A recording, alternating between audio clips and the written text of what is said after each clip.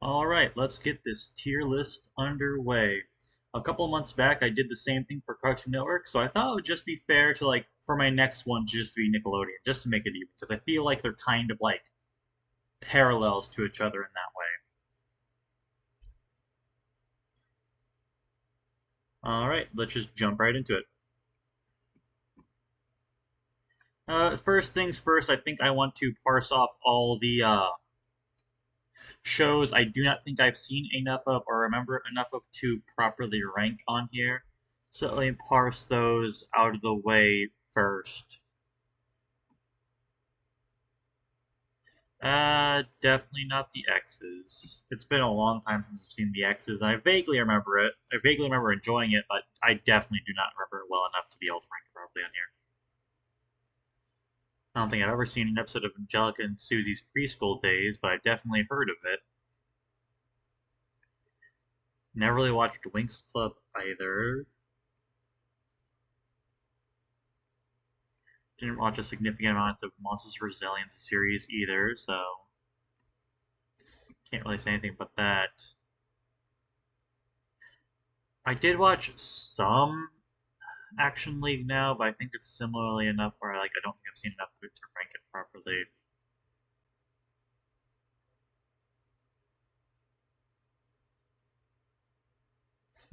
I think I have to say a similar thing for Kablam as well, actually. I've seen some shorts from it, but not enough to really rank it properly, I do not think.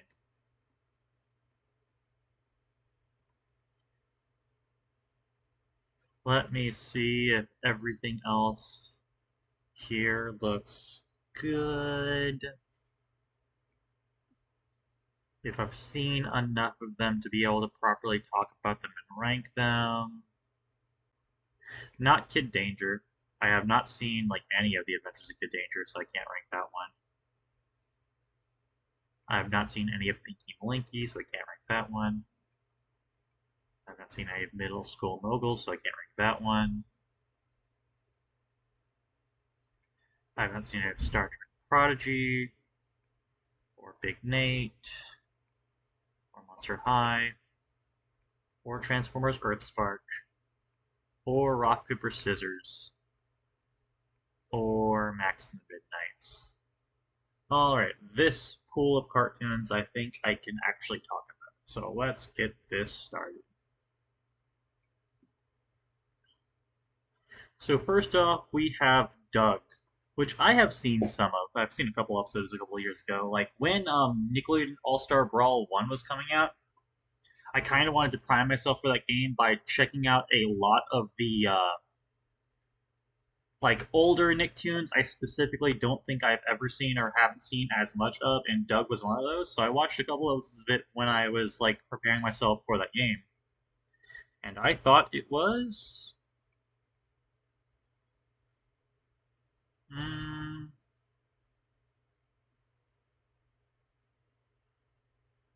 I found it alright. Sounds a little mean. I could put it in like a low good category, I think. I guess I found it like fairly charming, fairly unique, especially for the time. I had a fairly unique art style to it, I believe.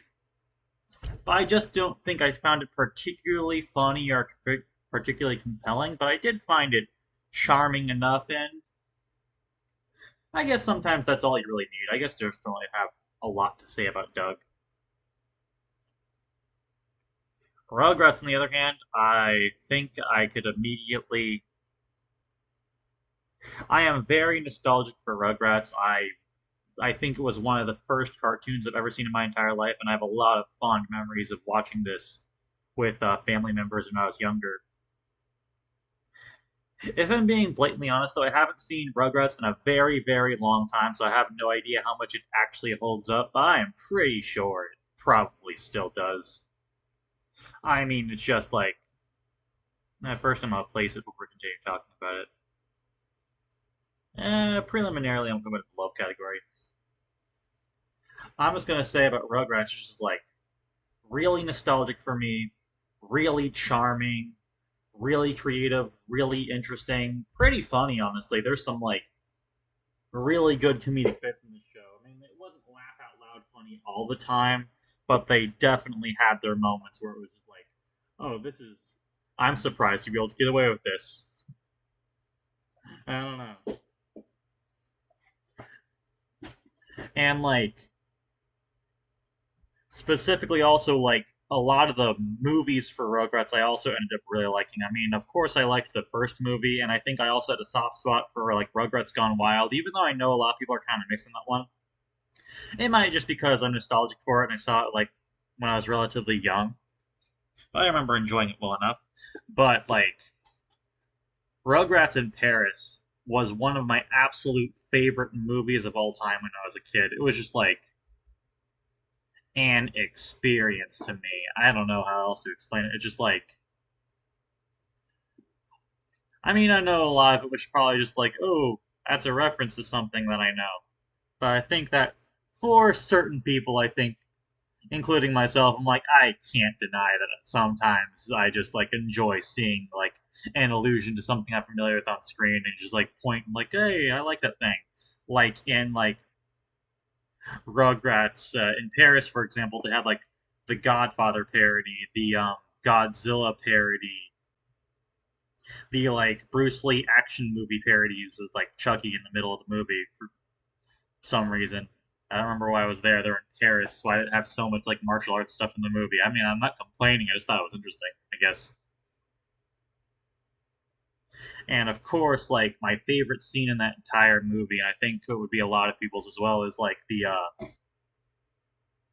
the scene with like Chucky in the airplane looking out the window, thinking about like his mom or like his like lack thereof of a mom. I guess that just is like a really emotional, touching moment with like a very pretty song in the background. It's just a very nice scene. I really enjoy it.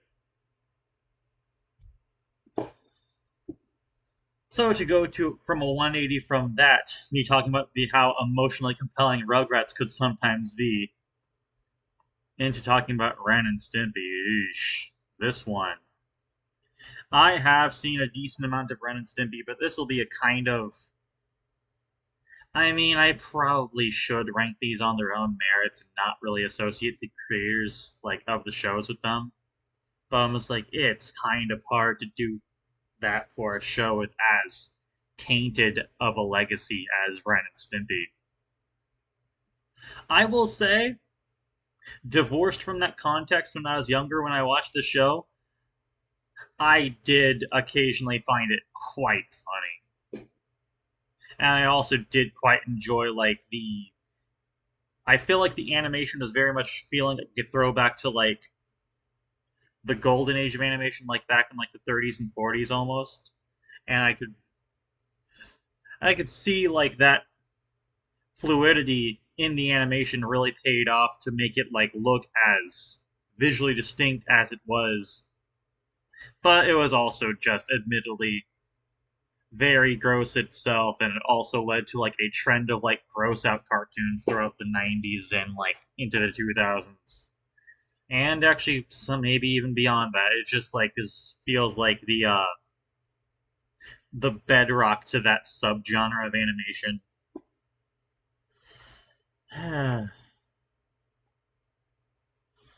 But John K. Ugh. You know what?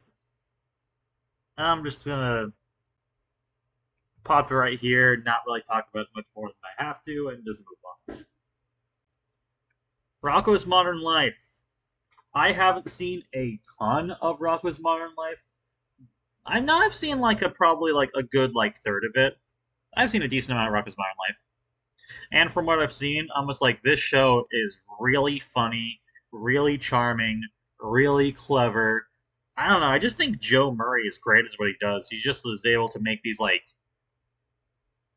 his comedic timing is just really good, and not just Rocco's Modern Life, but also in Camp Lazlo. He's just really good at it.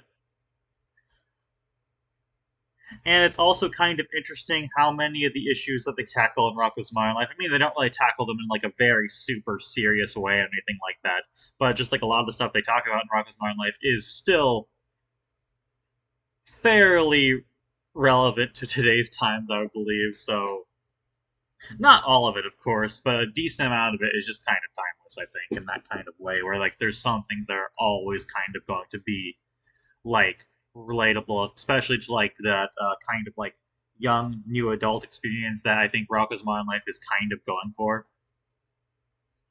It's just also really funny, and there's a lot of jokes in the show that I just like. How the heck did they get away with that in like this age rating? Then you think about like, oh, it was a different time. Age ratings worked completely different back then. Like you've seen some of the movies from the '80s that are rated G. It's insane in retrospect. Oh yeah, for now I think I'm just gonna put Rocko's Modern Life. I haven't seen all of it, so I think I'm only willing to put it like in this tier right here. But yeah, I think that's fair. All right, what we got here next?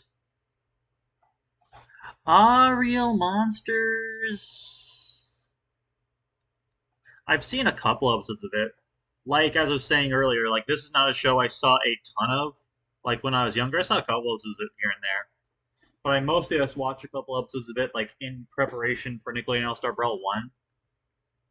And what I gotta say about the episodes I saw of it is, I honestly didn't really get much of anything out of it. It was perfectly serviceable. It was fine. Like it has a somewhat creative premise and like some really creative character design and creature design, but it's just like when I was watching it, I'm like, this is just not particularly funny or interesting.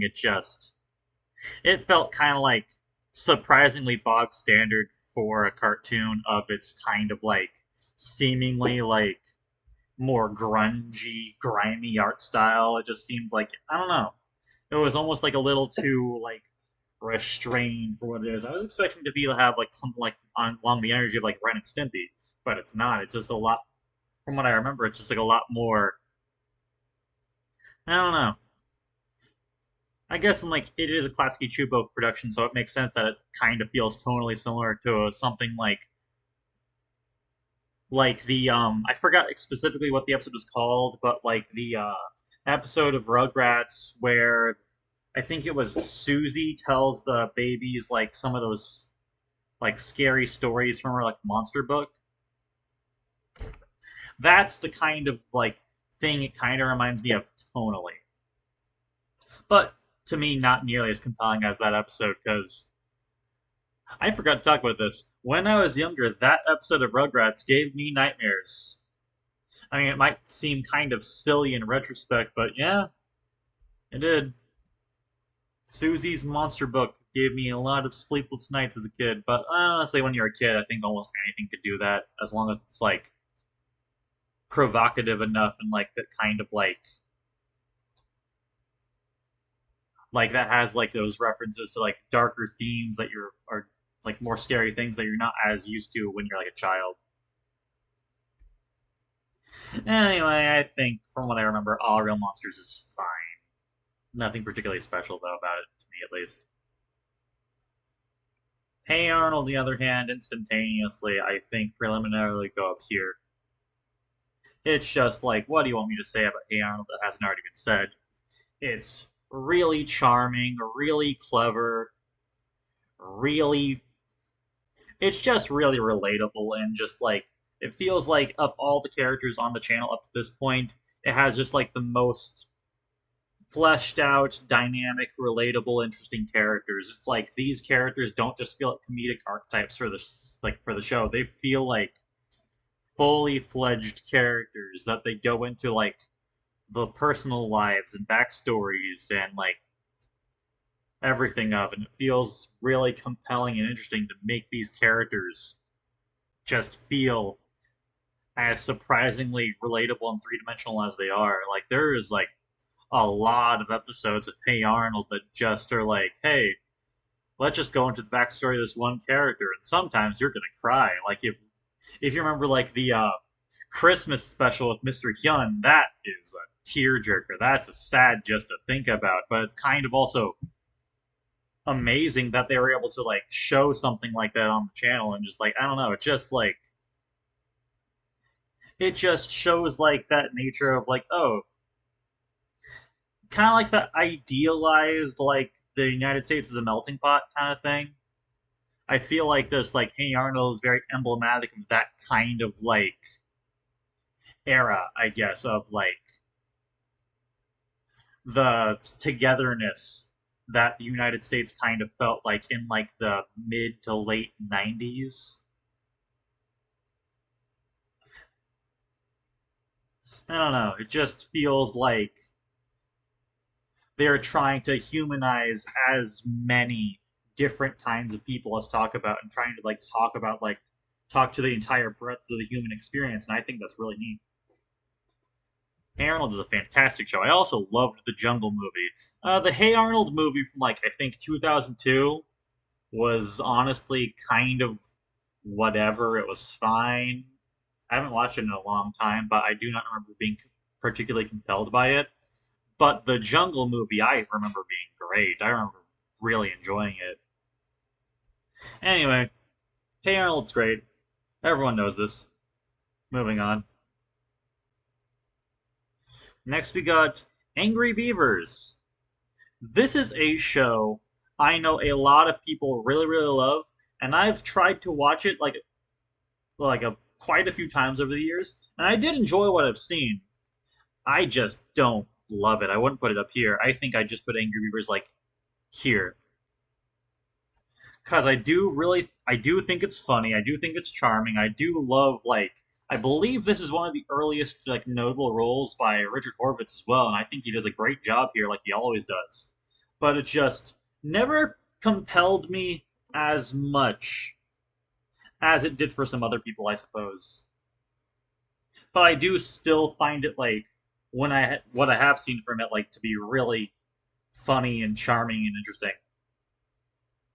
I don't know, just like that kind of like old like dynamic of like the oh, there's like the more energetic, loud one and the stick in the mud, and that's like just like a comedic dynamic that's as old as time for a reason because it just works. And maybe I should actually go around to try actually watching more Angry Beavers at some point because I do remember enjoying it. Maybe it's just underexposure in my part. I don't know. Anyway, I like it. Oh yeah, cartoons. Yes, this one. This is where I believe we got the likes of Chalk Zone and Fairly Odd Parents and Teenage Robots pilots from. I also back in the day I haven't watched all of it, but I did peruse some of the other random pilots from this, and I do remember enjoying it. I think this is where Zoomates and Dan Danger are actually from. I think I previously, when I was doing my Cartoon Network tier maker list, I accidentally attributed those pilots to like Cartoon Network, but they actually belong to this one as far as I remember. So yeah, I think even though I haven't seen an extensive amount of it, I have seen definitely all those like early pilot shorts for the cartoons they ended up making for it. I think Mina and the Count was also from this, I believe, and I did also really enjoy those shorts. Honestly, I think all things considered, I'm gonna put this at least above Doug right here. Yeah, Doug good man. Moving on, got Cat Dog. Cat Dog of the 90s Nicktoons that I've seen a decent amount of. This one, I don't want to be too harsh on it because I know a lot of people do like this show. I just was never able to get into it. I don't hate it. I don't dislike it. I do think it's more interesting than Not Real Monsters, at least, so I think I'm willing to put it in like the okay tier right here. I do think the concept is fairly creative and fairly interesting. It's just it's just a little too gross for me, I guess. Whenever I watch it, there's something that always kind of like unnerves me about it that just kind of puts me off.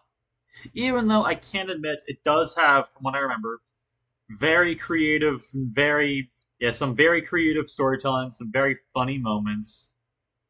It's just like at the same time, it just I think it just spends a lot of the series just being kind of mean and gross and a little too. I don't think being weird is a bad thing. That could specifically make your like piece of entertainment stand out a little more just by like not doing things other things have done. But I just feel like in this case, in my opinion, at the very least, it's more to its.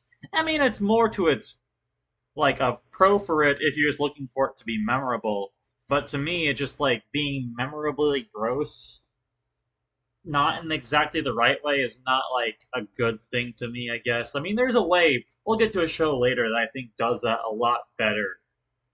But this one, Cat Dog, just doesn't really do it for me. I will give it props for the great theme song, though. I do think Cat Dog is a fantastic theme song, but I'm not sure if I'd. I don't know. I don't think I'd go back to it for any other reason besides just that, though.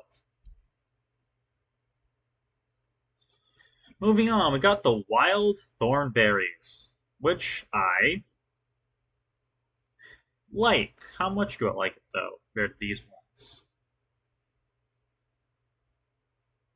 I think Angry Beavers is funnier, but I think I might enjoy the characters more in Wild Thornberries. I definitely really enjoy Nigel at the very least as a character. I mean, I no, I think the main family are all pretty good characters, and I do like them.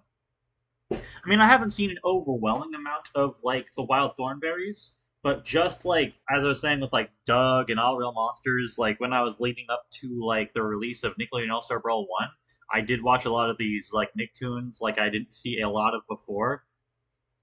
And Wild Thornberries is actually one of my surprise like takeaways from it. Like, oh, this is actually very charming and teaches about animals in a very interesting way and has compelling and fun characters. I mean, like specifically with Nigel Thornberry, you can't go wrong with Tim Curry. I think he's almost always great in anything he's in.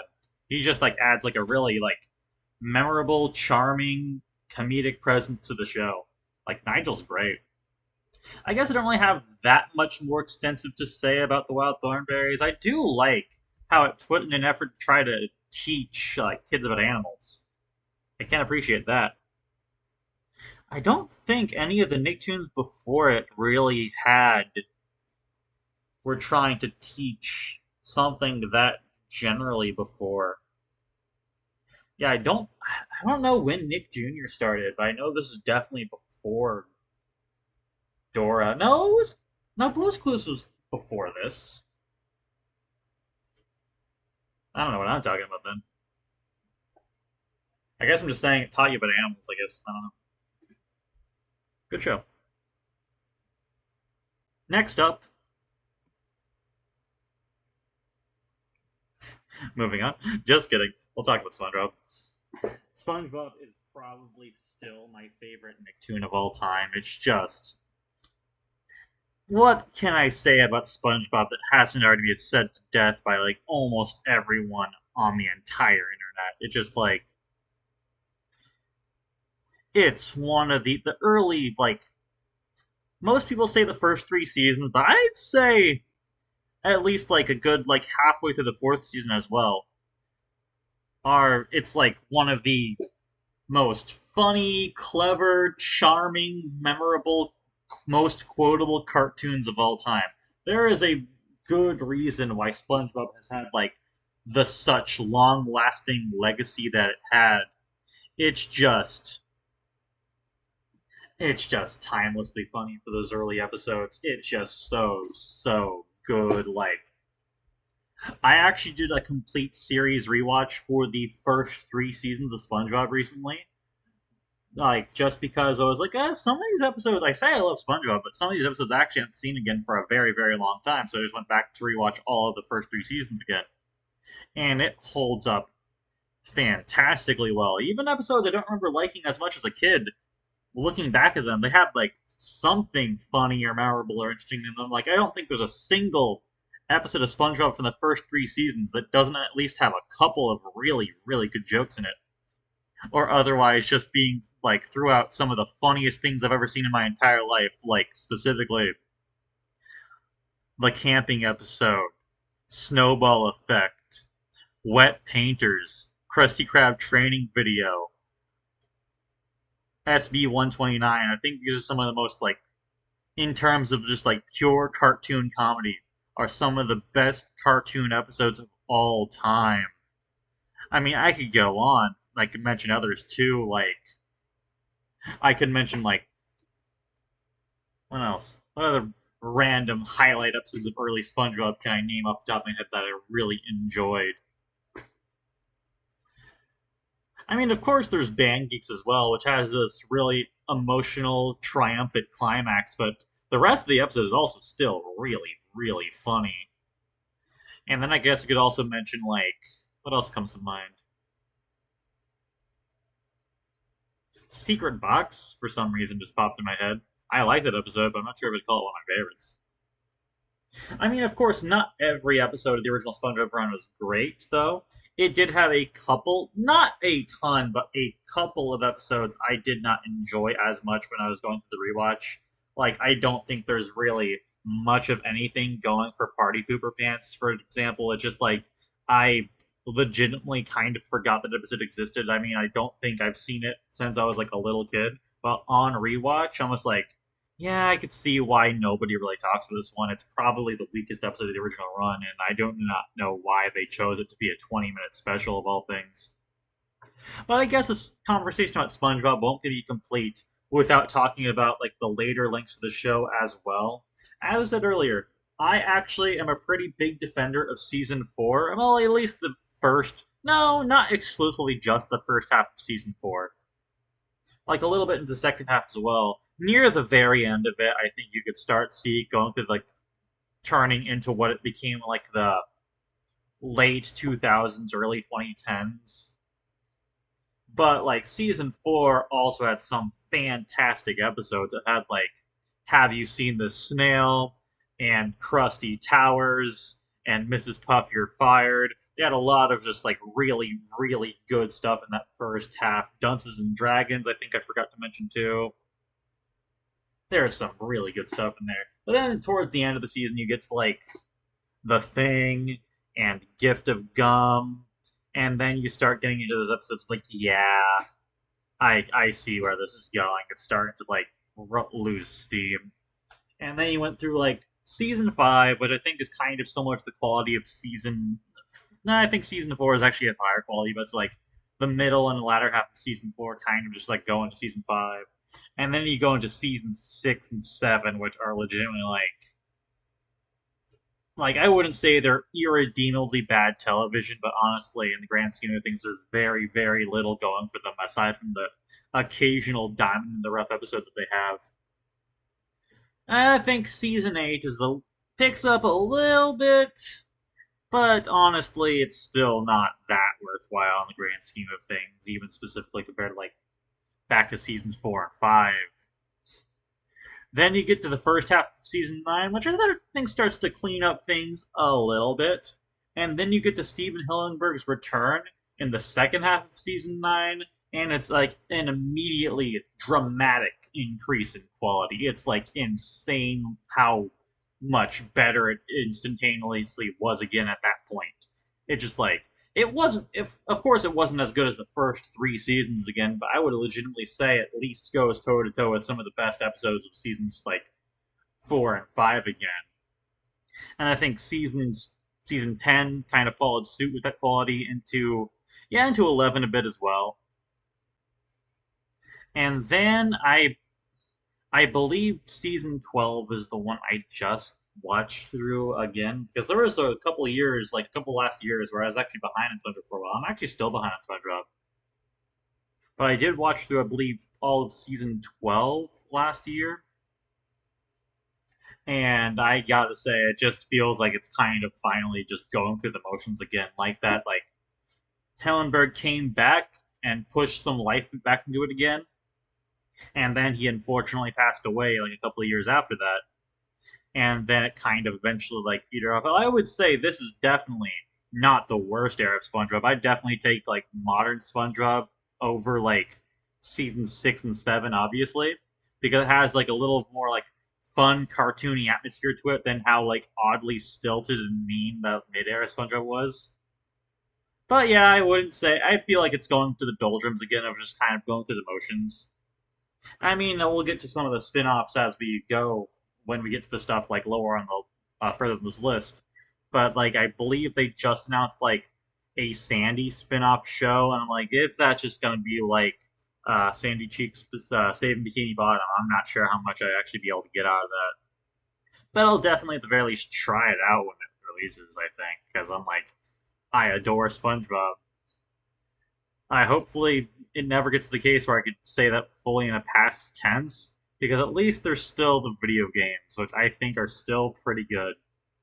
Oh yeah, and the Broadway musical, I'll mention that too. The Broadway musical for SpongeBob was also genuinely fantastic.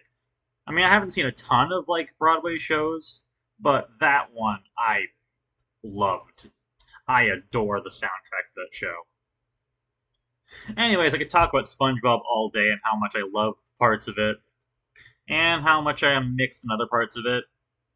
But this is where like the pros definitely outweighs the cons for me, and it's probably gonna remain in this first place position throughout this entire ranking. But we'll see.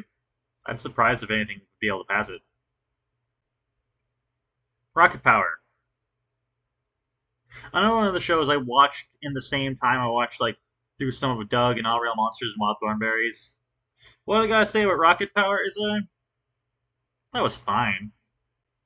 It was definitely I think I probably enjoyed Rocket Power more when I was like a little kid because it was just like, hey, like extreme sports, skateboarding, surfing, this is cool. But in retrospect, after watching some of it again, I was like, it's fine. I think it does have some like interesting and fun elements to it. I do like some of the characters, but overall, it's just like nothing particularly compelling about it. And I guess it also maybe has to do with like the fact that Klasky Chupo was like making cartoons for a while, so unless they like change out the writers after a while for some of these things, I think kind of say like it just kind of felt like more than anything else they made before. I feel like I don't know. Rocket Power just felt like a product of its time. I mean, they kind of all were for Klasky Chupo stuff, but I feel like Rugrats and Wild Thornberries have kind of like a more timeless feel to them. But Rocket Power feels like something that could have only been made in like the late '90s, early 2000s, like in that like prime Tony Hawk, Skateboarder Mania, X Games kind of period of time. Never again. It's fine. I like the theme song. I don't have that much else to say about Rocket Power.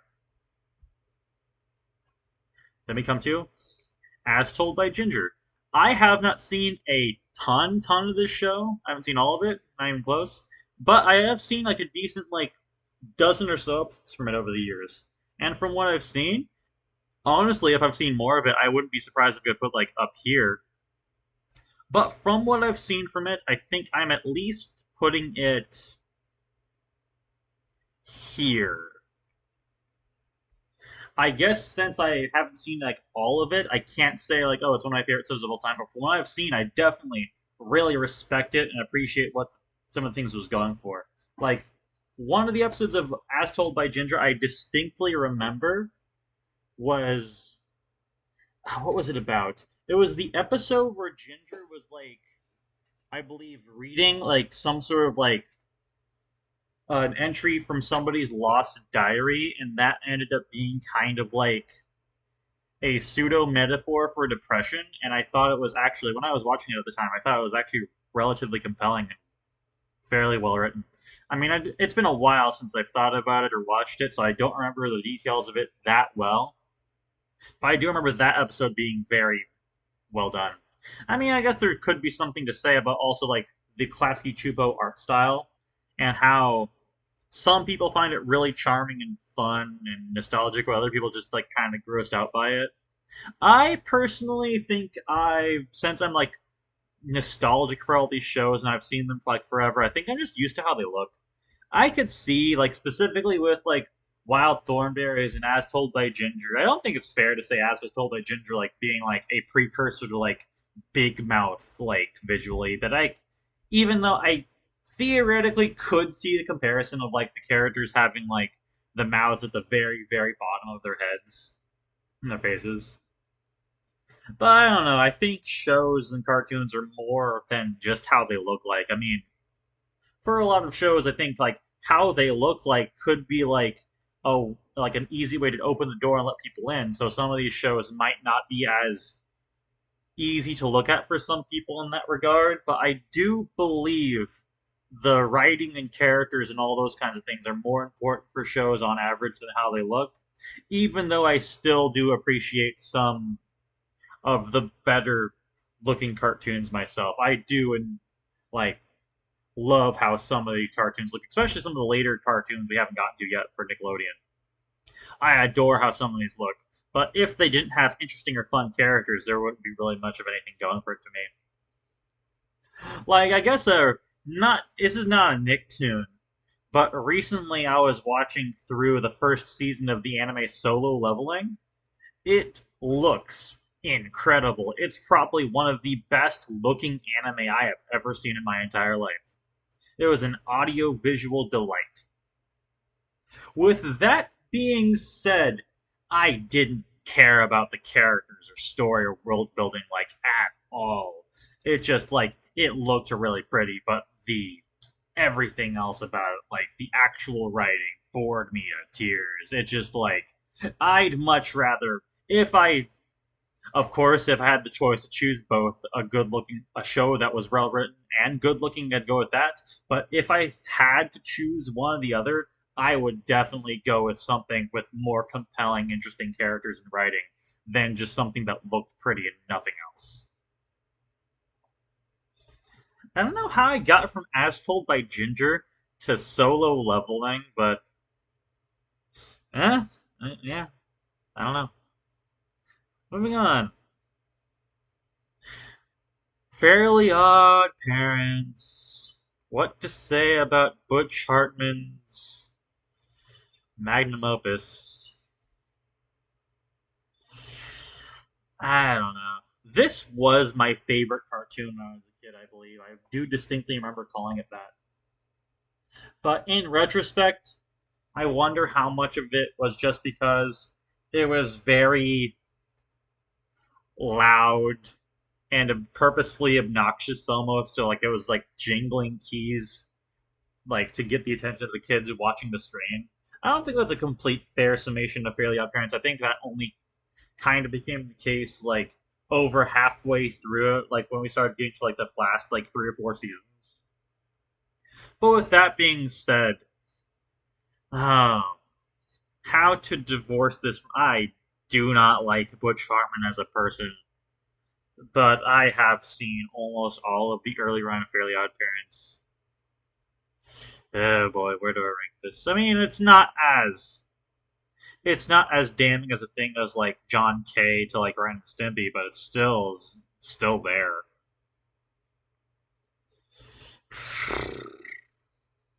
You know what? I think I'm comfortable putting it here. I do think that early Fairly Odd Parents is very funny, very charming, very interesting, very memorable. And definitely, I think this only really applies to like early on. But I did like the characters more like at the very beginning of the show. Because I do think after a while the show kind of like I guess like flanderized itself fairly quickly in the grand scheme of things. Like early on, it's just like Timmy was an average kid that no one understands. Like Cosmo and Wanda were like a loving goofball couple, but then eventually it became like Timmy's just the annoying little brat, and Cosmo and Wanda seem to hate each other some of the time. So it's just like it just lost the plot after a while. But early on, I think it was legitimately very charming, very fun, very clever, and had some very unique and fun ideas for episodes. I think that when I was a kid, Channel Chasers was one of my favorite things I've ever seen when it first came out. I loved it. And in retrospect, it's probably just because it was like, ooh, a lot of cool, fun references. Now I think the references are probably well utilized in Channel Chasers. I don't think it's like I don't want to demerit it for just saying like, oh, it's just references and nothing else. I don't know. It was still I do remember it being very funny and charming and interesting at the time too. And it also did have a relatively emotional climax as well. I love Channel Chasers. Haven't seen it in a very long time, but I do remember it having a very profound impact on me when I first watched it. But then it just kept on going and going, and you got the live action Drake Bell films, and they had Fairly Otter. We'll get to a new wish later. A new wish is later on the list, I believe. Yep, there it is. We'll get to that later. But for Fairly Odd Parents itself, I do like it, despite all of its numerous flaws. Moving on, Invader Zim. The like counterexample to when I was mentioning like Cat Dog, when I was saying like, oh, a show with a lot of gross out humor that I think is actually well done on Nickelodeon. That is Invader Zim. It is legitimately one of my favorite looking cartoons ever. It's just like the art style that Jonan Vasquez made for the show is fantastic. I love looking at it.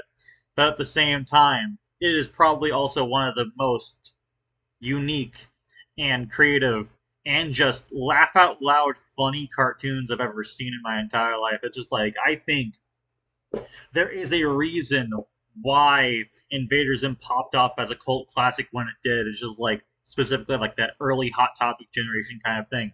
Is because it kind of like was like a precursor to like that low random internet humor that was like kind of taking off in the late 2000s, early 2010s. And I think that's one of the main reasons it popped off. I mean, aside from the fact it was just a fantastic show to begin with, but it just kind of felt like it was just like a couple years before its time, or ahead of its time, I guess, for Invader Zim. Like, if it's Nickelodeon, if it came out like when it started popping up and became popular, I'm not sure how well it would have done because that was like the late 2000s for Nickelodeon. And if I distinctly remember, if you weren't SpongeBob, Fairly Odd Parents, or iCarly at that time, you were just like doomed to just like live a short life, and which I think still kind of is the case on Nickelodeon to this very day. I think I saw something the other day that said like Rock Paper Scissors was one of the first Nicktoons to get more than 3 seasons. I believe since at least The Loud House, which I didn't double check thoroughly, but I'd believe it. Anyway, Invader Zim, really funny. Love how it looks. Enter the Florpus was a fantastic return, and I honestly do not blame Jonan Vasquez for if he never wants to be directly involved with Nickelodeon animation ever again. I do not blame him at all. I love Invader Zim. in spite of the higher ups at Nickelodeon, not because of them. Anyway, Chalk Zone. I think Chalk Zone is a show I used to like a lot more than I do now. Because a couple years back, I did rewatch a good chunk of Chalk Zone. I still did like it, but I definitely don't think I enjoyed it as much as I did when I was a kid. Because I think it kind of like entrances you with like a lot of its like interesting ideas and fun visuals. Like the Chalk World is specifically just like a brilliant idea for like a cartoon location. I love how this show looks. But in retrospect, it's good. Not great. I mean, I do enjoy Snap as a character quite a lot, but honestly, in retrospect, I'm not sure if a lot of the other characters exactly pop out as much as he does to me. Which isn't necessarily a bad thing. Not everything needs to be my favorite show of all time to be worthwhile. I mean, if you ask me, I think almost every single piece of art that could be made by a human is worthwhile to some degree, but that's another discussion. Anyways, back to Chalk Zone. It's just like a really, really clever, fun, interesting premise for a show. And I think it utilized it fairly well. Honestly, when I was rewatching it, one of the things I noticed about it is I don't think I found it particularly funny. It was definitely charming. It wasn't humorless. It just didn't really give me anything laugh out loud hilarious that I remember. I mean, aside from like the meme, like Rudy, you gotta draw something, but I'm not sure how much that counts. And also, then they had like the songs in every episode. I remember. I think for every not every episode, but every single like set of episodes, I think had a song at the end. I believe. I remember some of those songs being they're good. I don't remember any of them particularly sticking in my head or being particularly fantastic. Otherwise, you'd probably hear them more in discussion of some people talking about like the best songs in cartoons, alongside like SpongeBob and Animaniacs and MLP and Phineas and Ferb and stuff like that. But you don't really. I think I understand why. Get a drink real quick.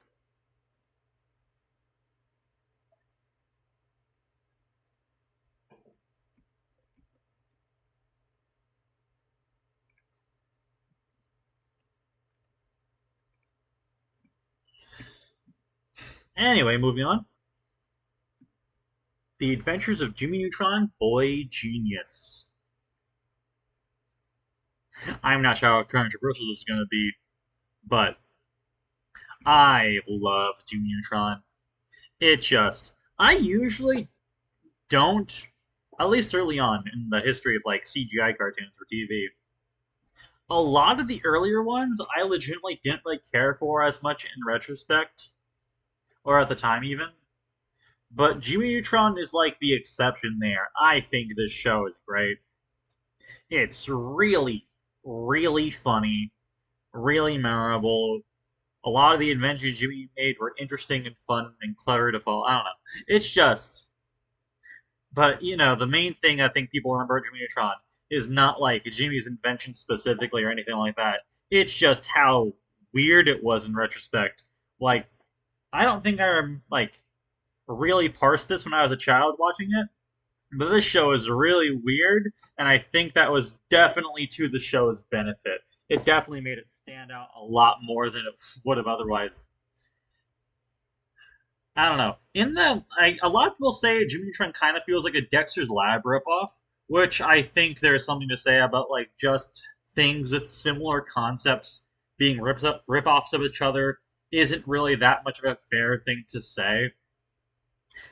With that being said, I think I personally found Jimmy Neutron to be like a lot more funny and a lot more interesting to me than Dexter's Lab. I think I do prefer how Dexter's Lab looks, but I prefer how Jimmy Neutron is written.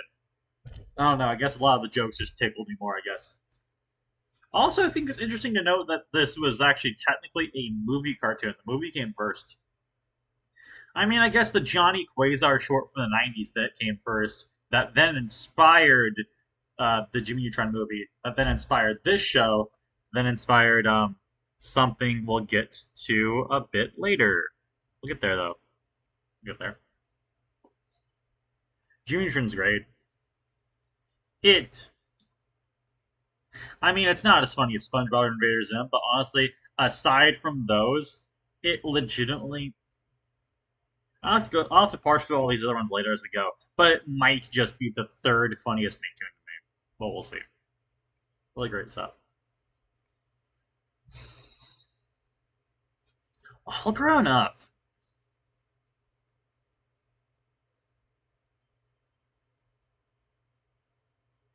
It was, from what I remember, it was fine. Actually, in the lead up to when I said I was watching a lot of shows in the lead up to Nickelodeon All Star Brawl, I don't think I included All Grown Up in there. Even though I definitely did see a decent amount of the show when I was younger, like when it was originally airing. I don't know. I think I just kind of forgot it existed for a while. From what I remember, though, I do kind of feel like it was oddly felt like Rugrats kind of with the edges sanded off. I mean, not 100% because we'll get to that later. But it kind of felt like it just didn't really have the same amount of charm or memorability as the original series. Maybe that's just because I'm more nostalgic for the original series. But at the same time, I'm like, I think the main thing going for Rugrats that it was starring like baby characters on their like imagination-based whimsical adventures. This one's just a show about like teenagers going to school, and that's like a lot more done to death than just the concept of the original Rugrats. I do think the most interesting thing about it, though, was them. Of course, they aged up all the characters, but specifically aging up Dill and actually giving him like a personality because, of course, he's more grown up now. He's gonna have to talk now, so they had to do something with him. But the other characters kind of felt like, yeah, that feels like how that character acts when they're older. I don't know. I don't think I specifically remember that much about it. I mean, I think that's like a point that's telling right there. Is I haven't seen some of these shows in a very long time, but some of them still stick in my brain more than others. And I think that that could be just my own internal biases or something, but at the same time, I think that could also be kind of a testament to how memorable and interesting the show was itself, too. I don't know. I don't think I have a lot to say about All Grown Up. My life as a teenage robot. It's definitely favorites tier, but where?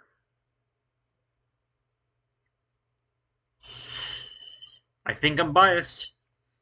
Yep, I think I'm biased towards this one. I'm gonna put it there. I think of. Let me parse through this real quick just to make sure my statement before I say it is accurate.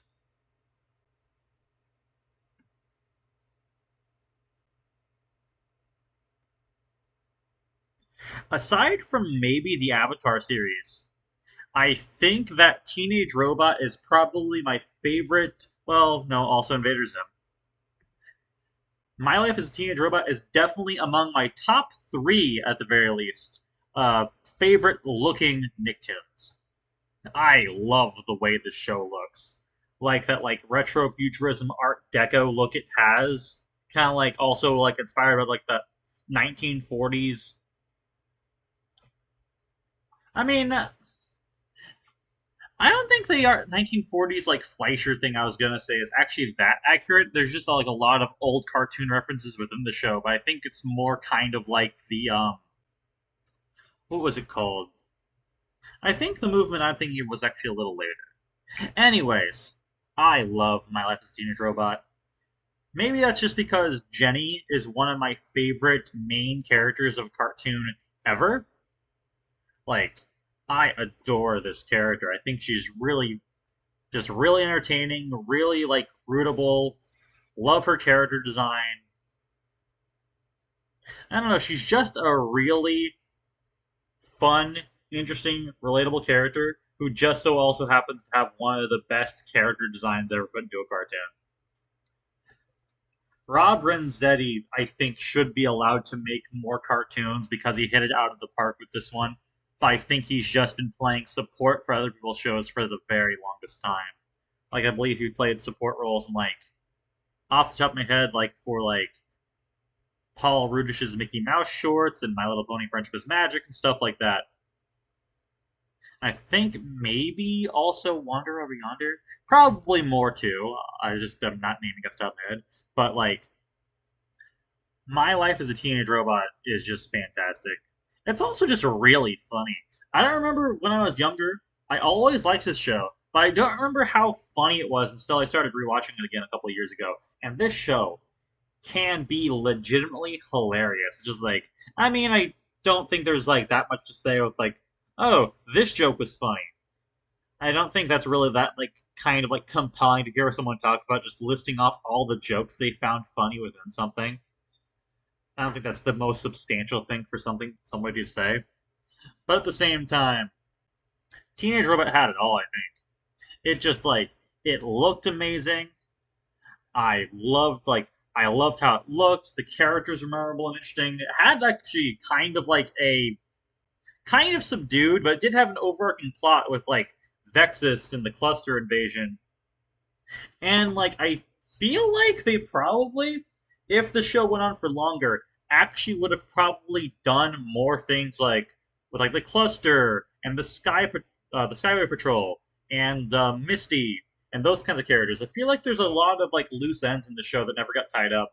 But since this was kind of before like the popular advent of like cartoons with the overarching narratives, I mean, of course there are like shows like that like before this point and about at that point because I believe Teen Titans was released a year before this and Avatar like a year or two afterwards. So we're about in that time period where that started to become a thing. But like I feel like if Teen Titan, no, like if My Life as a Teenage Robot was made like within like the mid 2010s, I would have been able to like allow to do those kinds of things. I don't know. I love Teenage Robot. Anyway, Danny Phantom, another Butch Hartman show. I mean, mm, I feel like it's generally more strongly written than Fairly Odd Parents because first of all, it's a lot shorter, so it doesn't have the time to go down and sell as much. Even though people argue it still kind of did within the third season, which is interesting, since like apparently Danny Phantom did that in the third season when it took like Fairly Odd Parents itself to like at least six to do the same thing. Anyway, I really like Danny Phantom, despite like Butch Hartman's involvement. Of course, there are other like where'd it go? It disappeared. Where is it? There it is. Now let's place it before I like talk more. And even though I think Danny Phantom might be my more preferred show now, I still have the nostalgic for Phil appearance, like nostalgia for it. So I think I'll put it there. So Danny Phantom, I don't know. I think it just was like a really good looking cartoon, a really like memorable, fun cast of characters, and it kind of had like also like a pseudo overarching story, not like a really super deep one, but it was definitely there. It wasn't focusing all the time, but it definitely existed, and it was just like I don't know, just enough to compel people to be interested in what was going on, I guess, even though it didn't like dominate the entire series. I mean, if Danny Phantom came out a little later than it did, I think it would have probably been more story focused. And honestly, I'm just gonna say right now, I love like heavily story focused cartoons, like Steven Universe and Owl House and She-Ra and the Princess of Power and Amphibia are some of my favorite cartoons of all time. But I do think that there is kind of like a more recent like worrying trend in animation, or no, in like entertainment in general for TV shows, where the series like in seasons are so short that if they're story based, they have to like basically spend all of their time just going through the motions of their story, and they don't have any time to do anything else. Like, nope, we don't have time for a beach episode.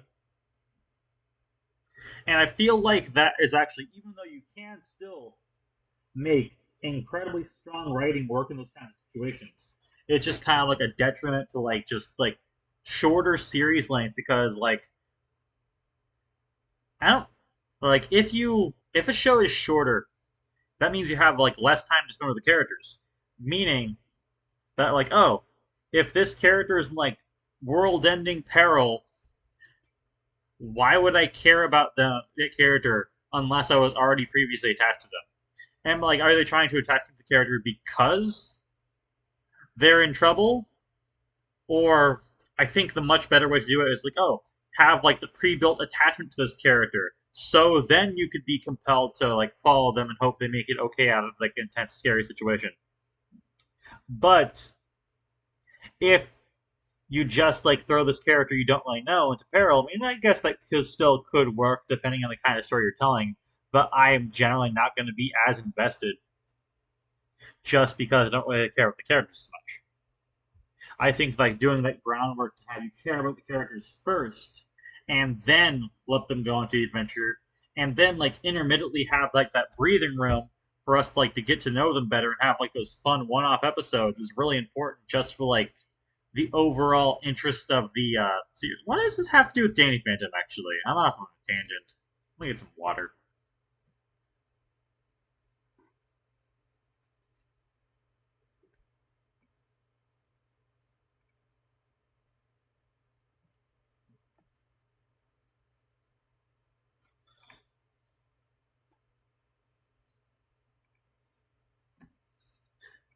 Anyway, I guess also despite Butch Hartman's involvement, Danny Phantom's pretty good. I mean, of course, I think this is something I was gonna say earlier, but I forgot. Is that like, even though there might be some like person you don't like working on somebody's series, these are shows are like all made by like a team of like dozens to hundreds of artists each. So there's like a lot more people than just one that works on a lot of these shows. And like so, even though I do understand that in some circumstances that kind of like ick could linger throughout the entire show when the creator is like ends up being a person you don't really enjoy or like I guess. Uh, there's like some sort of self assurance in the fact that there's a lot of other talented artists that are good people, hopefully, that also work in the series. I think the person who actually did what was the name of the person who actually did like the character designs for Danny Phantom. I know it wasn't primarily Butch Hartman; it was somebody else. I think it was the same guy who did character design for Kim Possible, if memory serves.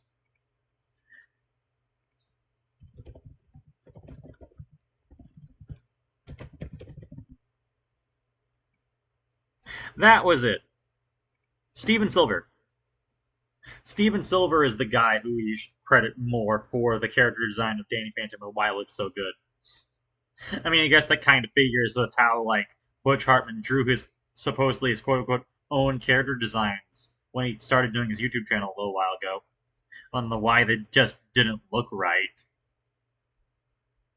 I don't know. Despite everything, I like Danny Phantom.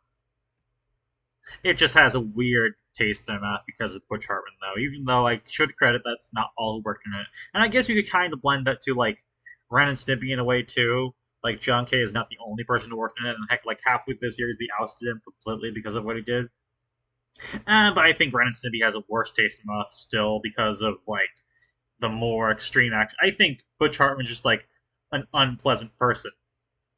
John K is another level. I don't know. Anyway, I shouldn't got in the weeds too much on that. This is a ranking of Nicktoons, after all. Avatar: The Last Airbender. No surprise here. Hmm. There, yeah. I thought it for a second. Yeah, it deserves to be there. It's fantastic. Not beating SpongeBob personally for me, but if anything had like the power to do so on this list, it probably would have been Avatar. So that means SpongeBob's probably going to remain king on this list. Anyway, Avatar. One of the like most well written, well put together, like story driven cartoons of all time to this day. Like, even if you throw anime in there, like, I love a lot of anime, but I still think Avatar could stand, like, head and shoulders over, like, well, not just cartoons, not just anime. I think it could stand head and shoulders writing wise over the vast majority of other, like, written fiction to exist. It's just I mean, honestly, I have more of a soft spot nostalgic for SpongeBob, but pound for pound, I think Avatar is probably like the most well written show Nickelodeon's ever had. Honestly, I think there's like a debate for if Avatar is the most well written cartoon ever made. That is definitely a debate that I think could be made. I'm not sure if I'd particularly call it my favorite, but it's definitely, unarguably, one of the best written cartoons of all time. Anyways, on to this, like, more talking about the series and content itself. It's just as I said before, the writing for the show is stellar. It's just like a masterwork of like character development and world building and just like some of the most powerful emotions like put to like the screen of animation up to that point. Like Tales of Ba Sing Se's Tale of Iroh is one of the most powerful vignettes of animation I've ever seen in my entire life. And just thinking about that song makes me almost want to tear up whenever I think about it. But anyway, it's just like the writing is stellar.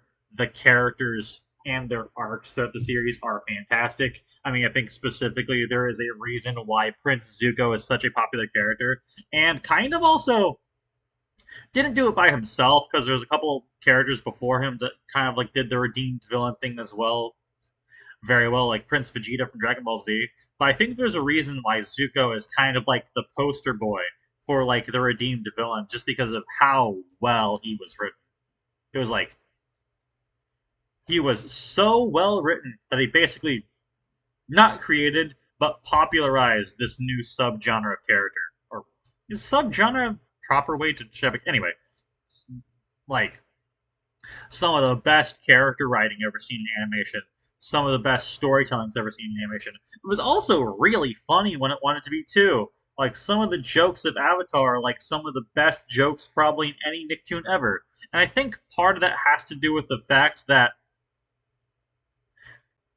they just had like a lot of like things to focus on when they were writing. They didn't have jokes like all the time, but when they had jokes, they almost always made sure to put their all into making them as funny as possible. I mean, I think there's a reason like the the cabbage merchant and the guy so excited about Aang's like airbending that he starts foaming at the mouth and like Sokka getting drunk in the desert are all like such like memed upon moments in the show because they're legitimately hilarious. It's just really, really funny. I didn't even mention my favorite character from the show yet. Toph. Toph is one of my favorite characters on this channel. She's an amazingly written character. It's just like I don't know. I think Toph, like the thing that makes her great specifically, is just like you have like this like expectation in your mind of like, oh, this is like a little like 8 year old like princess girl who's just like, oh, you think she's gonna be like just like shy and secluded all of her life and like everything's done for her, but like that when she's first introduced, that's what you think she's going to be like. But then they're like, nope, she is like the most one of the most badass tough characters in the entire series, and also just like I don't know, I love Toph. It's just like not just because of the subversion of expectations. It's just like she's just fucking cool. Like her fighting style is badass. She's really funny. She's really entertaining. She just like has just like almost everything going for her as a character. It's also like a really compelling backstory. She was introduced in like a like Avatar equivalent of just like WWE Royal Rumble, and I think that was really really funny and fitting. I don't know. I love Toph. I also love Uncle Iroh. I love a lot of characters in the show. It's fantastic. Honestly, instead of waiting for it, I think I should also just probably rank The Legend of Korra now as well. Just because I'm already talking about Avatar, might as well. I don't love Legend of Korra as much as the original series as Avatar, but I still do really like it though. It's not a perfect series, but I think I'm still willing to put it. We'll see where the list goes as we go along, but I'm gonna put it there for now. It wasn't perfect. It was definitely if you want to compare them directly, like many people have, it is technically speaking a step down from the original series, but I don't think that's necessarily a bad thing. As I said, Avatar is one of the best pieces of fiction probably ever written, popularly at least. But like Legend of Korra, like of course had these big shoes to fill. But even though I do like the first half of the series. I do like it. Season one is like very good, I think, throughout still. And season two is a little bit more rough, but it also introduced Varric, so that made up for it. But seasons three and four of The Legend of Korra, I think, are also legitimately fantastic. And also is kind of like I don't know, I might be biased here, but also I think one of the more important things about The Legend of Korra is specifically how it like was one of the first cartoons of the 2010s that I felt like really started to also push forward like LGBT representation in like animation for kids. And even though it was very subdued and they weren't able to do a lot with it, I think that like series finale for The Legend of Korra still means a lot to people in retrospect because it just like pushed the ball forward. Like it just like walked. So other series like later on, like Steven Universe and She-Ra and Princess of Power and the Owl House and all these other shows could just like keep the ball going in that direction and just like make LGBT representation in like animation better and better and better over time. I mean, of course, it wasn't like the first thing to do that. I mean, I think when did Adventure Time start alluding towards that? It was like in season three, I think. So no, I think they was just alluding to like Bubblegum and Marceline's like not relationship like romantically, but just like they had like a connection before that point. I don't think they made it textual until later on. Anyway, it's a very important series in that regard. Even though I think it did have some rough writing decisions, I do think Amon was a really good villain, all things considered. Even though he wasn't perfect, I think he had like a big screen presence to himself that actually made him like relatively memorable and intimidating. And also, I think Zahir and Kuvira are also very good villains. But then we have whatever his name was, I don't remember from season two, who just kind of dropped the ball. I think one of the main reasons I feel like like Korra is kind of sour to a lot of people is just because the overarching villain of season two just kind of sucked. And also the love triangle. The love triangle, like through like the first and second season, was also kind of rough to sit through. I don't hate him, but I don't really like Mako that much. Like in The Legend of Korra. I mean, I will say this though, I am a big defender of characters like a Korra herself. I think she is actually a really good character, all things considered. It's just some people just don't. I think they just have like such sky high expectations. Like, oh, you're not Aang. Like, no, of course she's not. She's not Aang. She's a different person. She has the Avatar mantle, but she's a different person. And if they just did like a retread of doing the same thing of what Aang did, I think that would actually be kind of boring in retrospect. So I think I'm glad that it went a different direction with the character. Anyways, I'm actually kind of curious how the third series is going to go. I think I saw something that said it was going to release later this year, but I'm not 100% sure about that though. I hope it's good. Animation's kind of bleak right now, so anything to spice things up right now. I'll take anything at this point.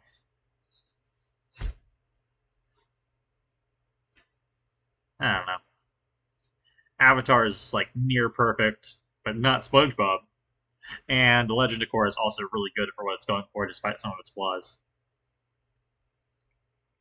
Anyway, Cat Scratch. I think Cat Scratch is really funny, but then we have Doug Tinapal, who is also a really shitty person attached to it. So, hmm. Nickelodeon has a lot of shitty people that work there, doesn't it? It's not even the last one we're gonna get to on this list. Oh boy. We don't even have like the live action shows on here either.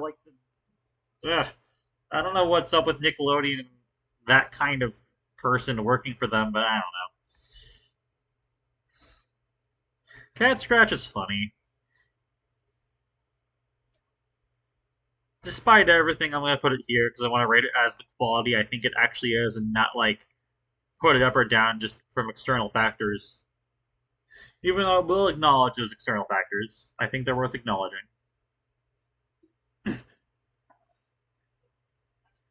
Even though I think Cat Scratch was really funny, in retrospect, the whole thing between Gordon and Kimberly, the child girl, was really weird. I don't think I realized it at the time when I was a kid, but that was bizarre in retrospect.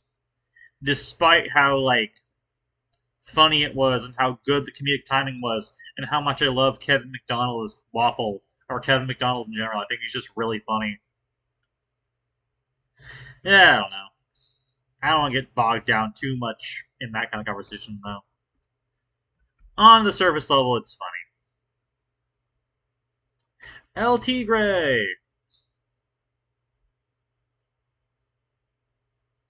I haven't seen El Tigre in a very long time, but I really, really respect and love the work of Jorge Gutierrez. Otherwise, Book of Life is one of my favorite animated movies of all time. I thought Mayan 3 was really good as well. I'm also excited to see the other stuff he's working on right now.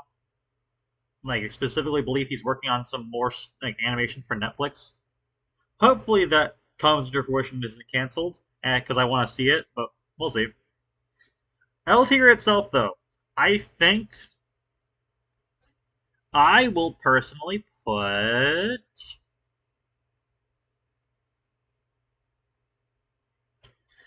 I'll put it here.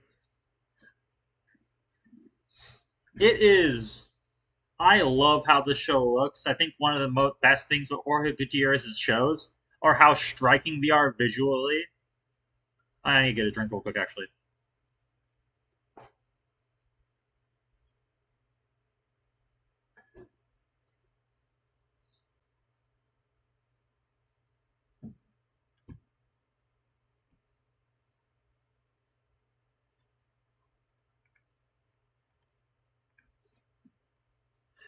Anyway, as I was saying, like Jorge Gutierrez's art style is fantastic.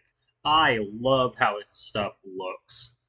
He has probably one of the most unique art styles in all of animation. It's just so much detail, so much visual flair. It's just a delight to look at.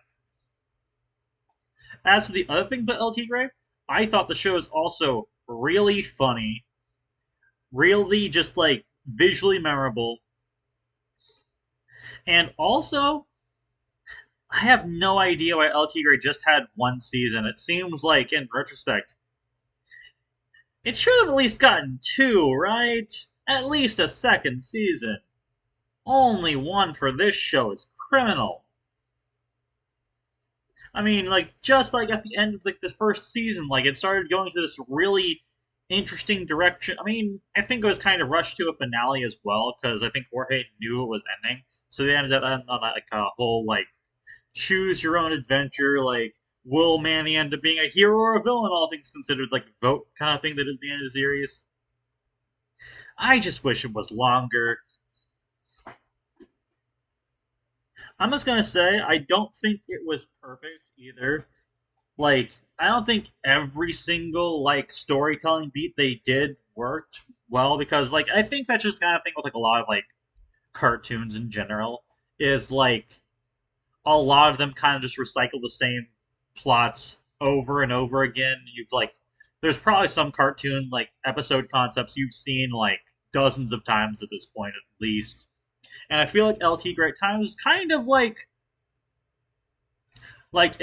victim of that, just recycling the same kind of concepts you've seen over and over again. But I think that makes LT Gray and other shows specifically stand out to me is you could use the same tired episode concepts or story concepts over and over and over again. That doesn't really matter. What matters is if you could write those concepts and make them entertaining despite how done they are. I think almost any kind of plot can be done well, even if you've seen it 100 times, as long as it has a competent writing team behind it, willing to make it interesting and mix things up a little bit to make it interesting again. That might be a little too philosophical of discussion to put on LT grade, though. I don't know. It's just, as I said, just a really visually pleasing, funny, entertaining show that should have gone on for longer than it did. I'm really glad LT grade made it into Nickelodeon All Star Brawl 2. Tack. What to say about Tack? I definitely saw a good amount of episodes of Tekken Power Juju when it first came out. I never played the games though. I saw advertisements for the games from other Nickelodeon games I played back in the day, but I never played one of them myself. I heard they were good. As for the series itself, from what I remember, I don't hate it. I don't like it, though. It just feels very like going through the motions of like a comedic like CGI cartoon of the era. It feels like I remember almost nothing about the show. I did watch a decent amount of it, but I remember almost nothing about it.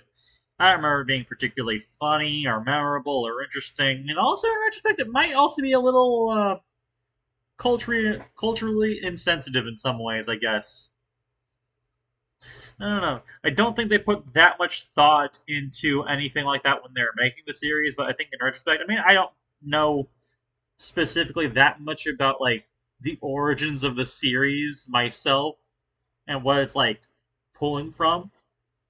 But I just know it probably isn't handled tactfully. Patrick Warburton's in it. I remember that. I mean, I thought he was pretty funny in it, from what I remember, but Patrick Warburton's kind of funny in everything he's in, so that's not really saying much. I don't know, it just didn't really do anything for me. Yeah. What's next? Back at the Barnyard. Definitely better than Tack. Not great, though. I think it kind of was like one of those shows that kind of like made a resurgence through like memes or whatever, like throughout the late 2010s to now. Or mid to late 2010s, I guess. Like, in retrospect, it has a lot more notoriety to it because people just. I wouldn't say exactly look back on fondly, but I would say, like, I don't know. Is there something to be said about, like, by the way, I'm just gonna put it. Honestly, at the top for now, okay. There's something to be said about, like, if a show makes you laugh, either on purpose or ironically, doesn't matter the purpose of how it made you laugh if it made you laugh. I don't know. From what I remember from back at the Barnyard, I remember being, like, charmed at it when I was younger. Same thing for the movie it's based on.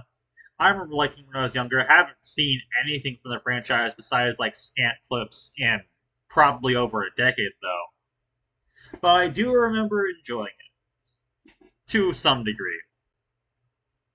But I also do think it kind of falls into that trapping of like another trapping I noticed with CGI cartoons is they it costs a decent amount of money to make new assets for a CGI cartoon. So you kind of just see like the same characters over and over again. That's why I think a lot of like CGI cartoons have relatively small casts because it's easier for them just to pull from the same characters over and over again instead of creating new ones because they have to create a new 3D model for every single additional character they add, and they don't want to do that, so they just use the same ones over and over again. I don't know. I think I definitely did remember getting that out of something like Back in the Barnyard. Weird Al got started in it. That's something. I don't know. I think a lot of the more memorable things about the franchise for Barnyard that I remember are more from the movie than the series. I'm sure there's a couple things from the series that if you pointed to, I'd remember and thought was funny. But I think most of the most memorable things about the franchise was from the movie. I'd have to rewatch the movie and the series to be able to make the distinction, though, and I'm not sure if I want to do that, honestly. Maybe rewatch the movie someday, but I'm not sure if I want to ever go through and watch the entire series for this. I don't think that's something I want to do. It has its moments though. It could be decently funny. Not the most memorable and interesting show in the world, but not something I'd turn the channel on if it was on. Back in the day, at least, when I actually watched cable TV. It's fine. Anyway, Mighty B. What to say about Mighty B?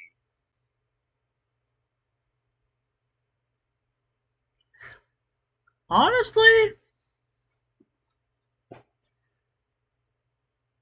hmm.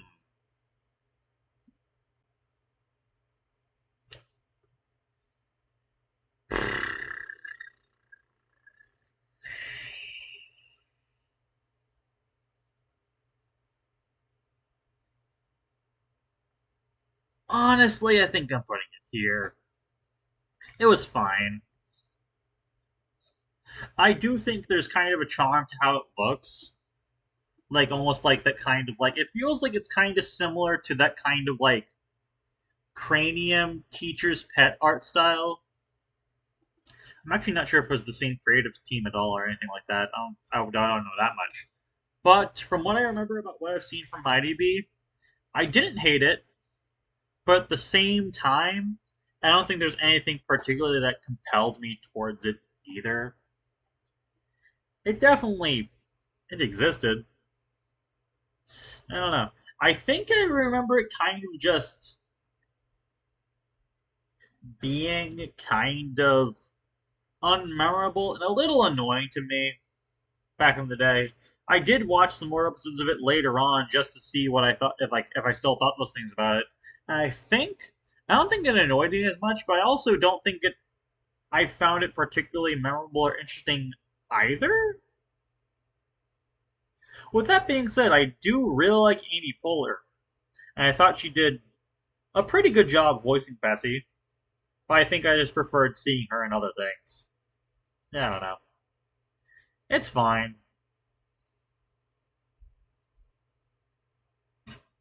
Making Fiends. I actually watched all of Making Fiends like a year or two ago. And what I gotta say about it is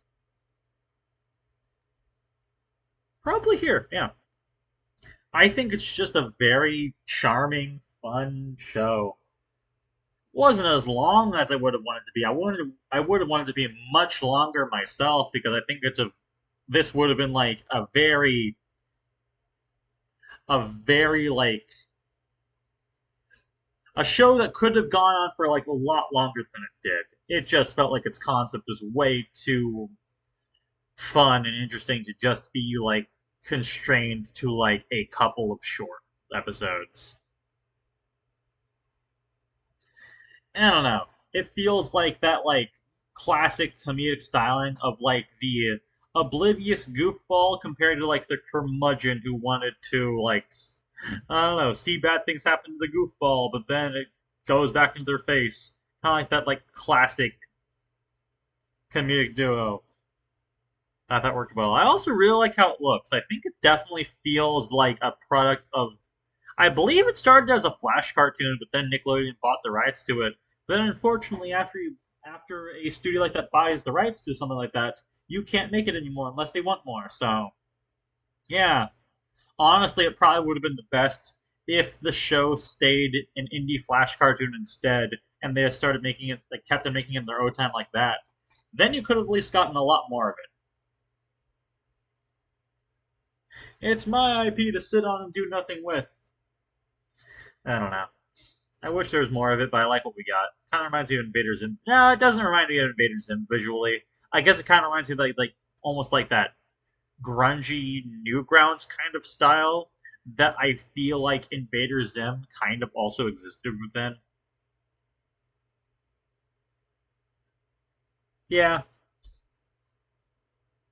Making Fiends is way too short. I wish it was longer. Anyway, random cartoons where Adventure Time had a pilot for and was famously rejected. I think, to be fair, no, I think I liked this one better than Oya Cartoons. I actually saw a lot more of the shorts from it. Legitimately, from what I've seen, I think I'd put it above Ren and Stimpy, yeah. Because this is where the Adventure Time pilot was from. This is where the Bravest Warriors pilot was from. This is where Fanboy and Chum Chum's pilot was on from, for better or worse. Figure that soon. I believe this is also. I do remember some of the other pilots here as well, like Flavio the Goat and oh yeah, Moobeard the Cow Pirate. I used to love Moobeard back in the day. That pilot was like probably one of my favorite things from random cartoons, from what I remember. But then I just remembered, like, oh yeah, Kyle Carosa. Yeah. Anyway, have the Adventure Time pilot visit. That's cool. A lot of people say that Nickelodeon should have kept the rights to Adventure Time, but I don't think I agree with that. I don't think Adventure Time would have been nearly as good without like the creative freedom that Cartoon Network gave the show.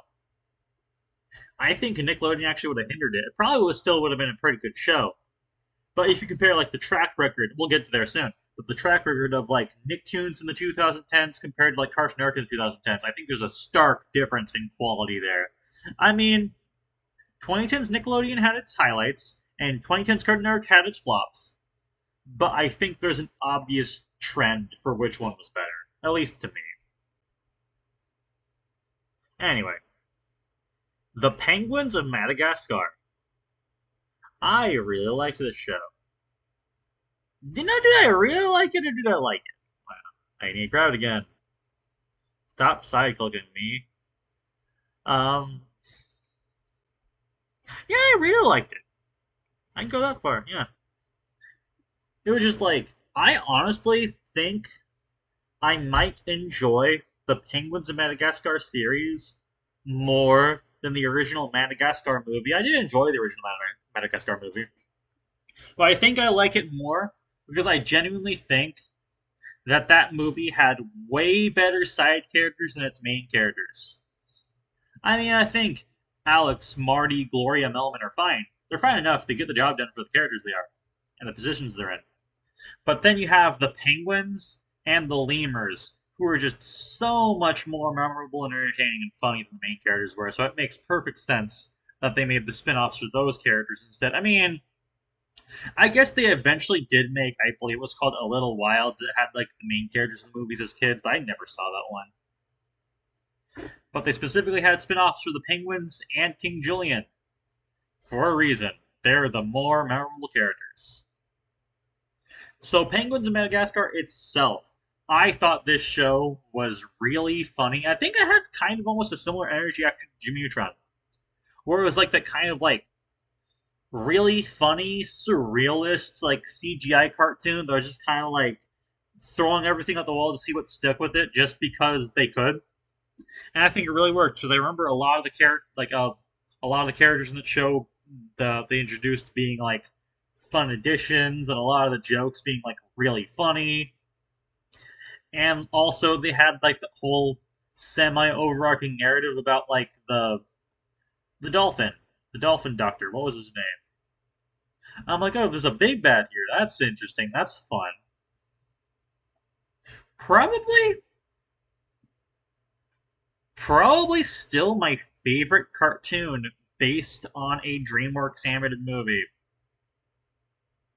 I mean, I think a lot of people say like Dragon's Riders of Berk for that, which I might also say if I've seen more of it, because what I saw from that show I really liked, but I didn't see enough of it to say it was my favorite.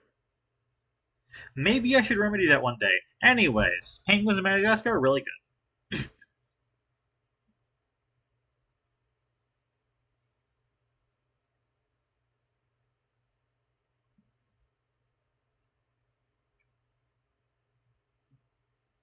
Yep, looking at this next stream of cartoons we're going to talk about, we're definitely in that era now. Fanboy and Chum Chum. This show, just I don't know. I think it has an interesting. I'll put it. I think I'll put it at the top of okay. Actually, I think it has a very interesting history because when this show first came out, I believe the viewers of the channel who were of the age demographic when it came out actually liked it. Well enough, I believe. Not as much as other things, because otherwise, if they really liked it, would have gone for longer. But like older cartoon fans at the time, and some even to this day, hated this show so much. Like it was the worst thing ever put to television, which I definitely wouldn't go that far for. But then, interestingly, over time in the last couple of years, I feel like it almost did like a 180. I'm not sure if it was like purely just ironically or whatever, but a lot of people at least think the concept of the show is funny. Maybe they're memeing. I don't know. But it seems like the reception of the show has really been redeemed in recent years to a lot of people looking at Fanboy and Chum Chum in a more positive lens instead of like the vitriolically negative one they had before. Like, oh, this is the death of Western animation they had before, but now just like TV, but awesome. I think there's kind of like, I think it's kind of fun. I don't know. Me, myself, though, I think Fanboy and Chum Chum is fine. I think I actually did find it kind of annoying back in the day, but I think it had enough other interesting and memorable elements to the show to make up for it from what I remember. Like, I remember actually decently enjoying some of the side characters in the show. Like, I remember thinking Boog was kind of funny and interesting, and also Kyle, and the superhero. The ice superhero guy. What was his name? Whatever. I think this show. This seems like it's interesting that I have this opinion because this seems like the kind of like you either love it or you hate it show. But I think it's just fine. I'm just in the middle. I don't know. Of all the cartoons premiered at Random Cartoons, though, if I was the one picking which ones that would have been turned into a show, I definitely would not have gone with Fanboy and Chum Chum with that running. But you know, can't change history. Anyway, moving on. Scroll too far. Oh, yes, here we are at Planet Sheen.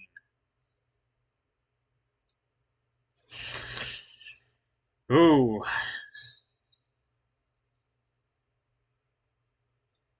I genuinely don't think I really have much of anything positive to say about Planet Sheen.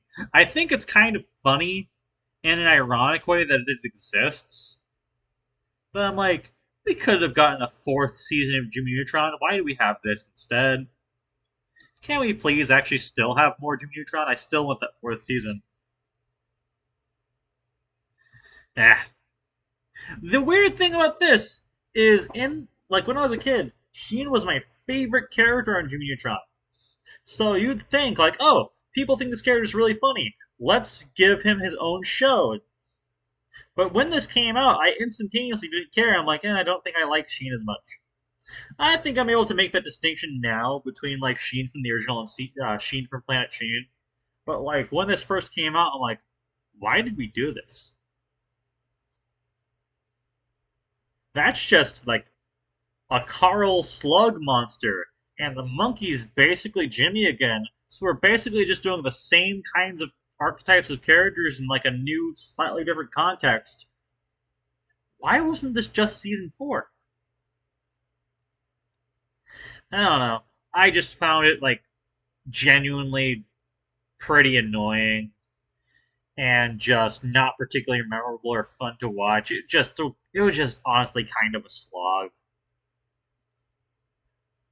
I don't know. Maybe it's also just because I really like Commutron and this just wasn't even close to as good. I have no idea if any of the writers from Commutron even worked in this. The creator definitely I don't think worked on it, as far as I remember. He might have had no, they wouldn't have even had to ask him. They just could have just done it because they wanted to.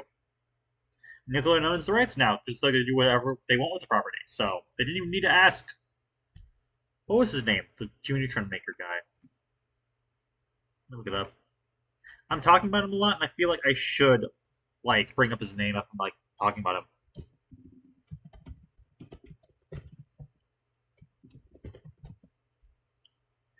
John Davis. Yeah, I think it's good I looked it up because I was gonna say Jim Davis, but like no, that's the Garfield guy.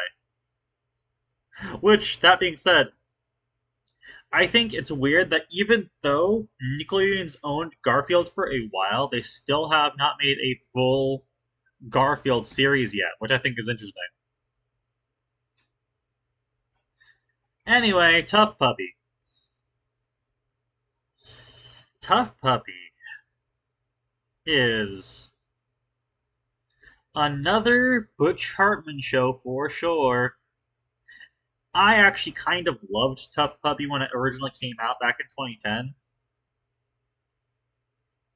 I think it's just because I had different sensibilities when I was a child, though. I was more just like, I don't know. Maybe I was just like so used to Butch Hartman stuff. I'm like, oh, this is another one of those things. That's cool. And maybe also just because I really liked the main character design. I think the main characters have really good character design. I want a distinct like main character in my brain specifically. By the way, I'm putting it at the top. Okay, also. I want to say main character specifically because I remember like a joke going around a while ago of like one of the side characters from Tough Puppy having like what people called one of the worst character designs of all time. Actually, can I bring that up real quick? Let me try to find that real quick. Actually, I think it'd be funny to bring up.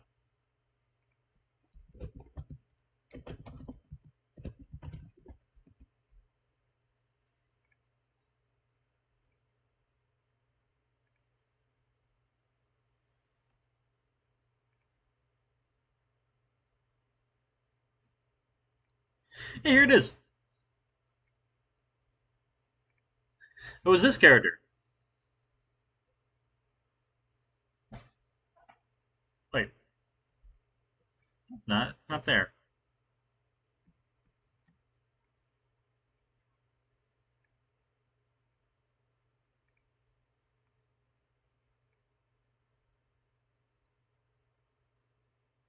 There it is.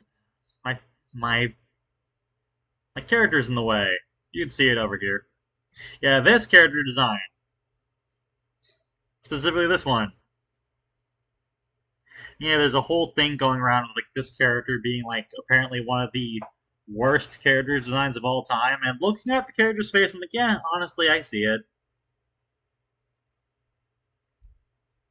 I think this is a testament to kind of like. Actually, I'm not sure how much Butch Hartman is specifically involved in designing the characters for the show, but yeah, this definitely looks like the kind of character Butch Hartman himself would design. I'll just say that. Anyway, I should probably talk about the show itself now. When I was younger, I did think it was really funny, and I really liked how it looked. I mean, I do think I do like how Tough Puppy looks. But with that being said, in retrospect, after thinking about it for a while, I haven't watched it in forever. But I'm like, yeah, it just kind of felt like Butch Hartman going through the motions. Like, I think they legitimately just said, like, hey, Butch, pitch us another show. And he's like, okay, here you go. I'm like, yep, that works. So, like, it wasn't even that much of a passion project for him, like I think Fairly Odd Parents and Danny Phantom were. It was just like, here's another one. Yep. I mean, I do like Jerry Trainer, so I do like this show in that regard of like, oh, it has like voice actors I like in it, like Jerry Trainer and Grey Delisle.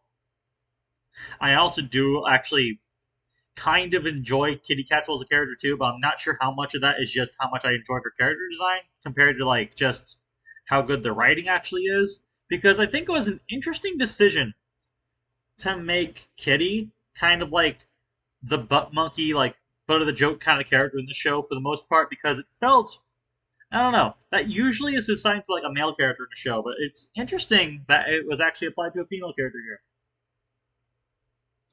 I don't know for better or for worse. I'm not gonna say my piece on that, but I will say it's an interesting thing to observe at the very least. I mean, I think I could go into that right now. Actually, the whole thing with Butch Hartman's shows that kind of just feel like from watching Butch Hartman shows, you could feel like just you could see his opinions on women through the shows. I feel like you could kind of tell just by watching the stuff for long enough that he just doesn't really respect women, honestly. That's like throughout like almost all of his shows have like the primary male characters are usually just like kind of idiots in some ways. And then the primary female characters are just characters who nag on them and just like, hey, like just like make fun of like how stupid they are and just like to get your act together basically. At least like that's how like Wanda was later on. That's kind of like how Sam was in Danny Phantom, and I feel like that just paints more of a picture of who Butch Hartman is than anything else. And like you just don't like have seem to have like that much respect for women, and I just like I think even at a young age I kind of noticed that. I was like, wow, I think you're just kind of like have an obviously like skewed perspective of this kind of things as like a rich white man. That's like I don't know. I am really glad that his reputation isn't as strong anymore because I was like, man, that actually bothered me for a while with his stuff. Even though I did actually really enjoy all three of his first shows when I was a kid. You know, let's just get it out of the way right now. I have seen a little bit of Bunsen and the Beast, and yeah, right to the bottom. I'm just like, as time went on, you could tell he was just like going through the motions more and just kind of like just doing things for a paycheck.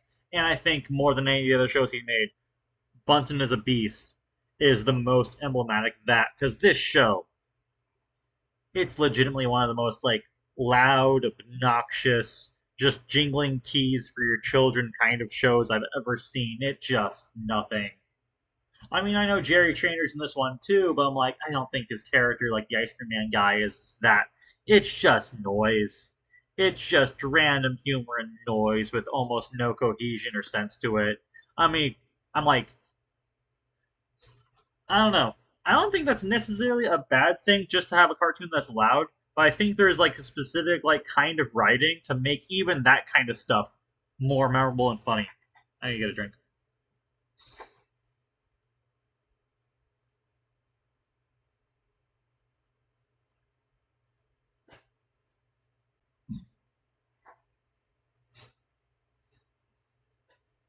Yeah, like a show I'm gonna directly compare it to is Cartoon Network's Uncle Grandpa, which I know is kind of like a more also debatable one to bring up. It also kind of has a similar history to its reception to Fanboy and Chum Chum over time that I think about too.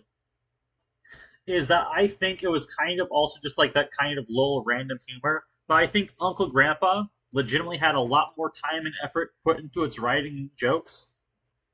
Because I genuinely don't think I thought Uncle Grandpa was funny just because it was loud and random and weird. I think it legitimately had like a lot of effort put into it to make it legitimately funny. That it feels like Bunsen is a Beast doesn't have like the writing chops to really do that. It's just it's just senseless noise. It's just nothing. I don't dislike that many cartoons. I try to mostly stay like a half glass full kind of person when it comes to like these kinds of like opinions of things in general. I don't dislike that many things. And I don't have that much vitriolic hatred towards Bunsen this Beast even either.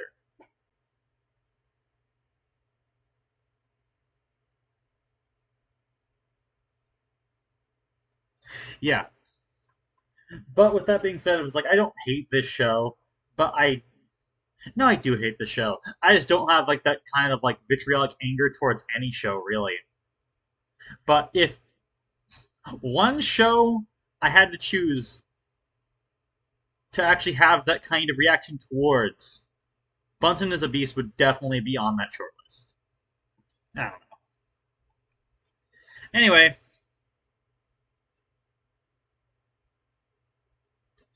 Kung Fu Panda Legends of Awesomeness. I remember liking this one. I haven't seen it in a long time. Didn't see all of it, but I do remember liking it. So I'm going to put it. Hmm. Eh, I'll put it here. As I was saying earlier, I feel like kind of like CGI cartoons of this era kind of felt like they had to like reuse the same exact cast of characters over and over again to sometimes their detriment. But I feel like I remember this one doing it a little better. Maybe it's just because I have a soft spot for Kung Fu Panda, because for a time, I'm not sure if it is anymore, but for a time, Kung Fu Panda was my favorite movie of all time. So I definitely had a soft spot for this because of that. But I do also think it was good, from what I remember. I mean, not as strong as the movie, of course, not as good looking or not as polished writing wise, but it definitely was like, honestly, it was just kind of like, hey, here's more Kung Fu Panda. And I don't think that's necessarily a bad thing. I think depending on who you ask, could. Because I was just thinking, like, oh, you could say kind of a similar thing to, like, Megamind to Megamind rules and, like, versus the Doom Syndicate. I'm like, no, that definitely was a detriment to the Megamind brand. So I don't think, like, just releasing anything haphazardly for a brand is really a good idea, just to, like, keep momentum up, I guess, or whatever, or brand recognition. But for Kung Fu Panda Legends of Awesomeness, from what I remember it being pretty good. Even though I don't really remember anything specifically about it beyond enjoying it. Yeah, yeah. Anyway, Robot and Monster. Hmm. I remember enjoying this show when I was younger, but I'm not sure how much I would still enjoy it now. Preliminarily, I'm just gonna put it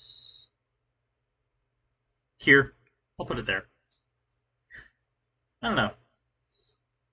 I think it's specifically just because at the same time I was watching this, I was also watching Dan Versus on the Hub, and I was like, oh, Curtis Armstrong. I think he's really funny. And Curtis Armstrong was also the main character in this. He played a robot. And I think a lot of the stronger things in some of these weaker shows to me is just because it had like a voice actor who I think is funny and does good work in it, and that does a lot of heavy lifting for it.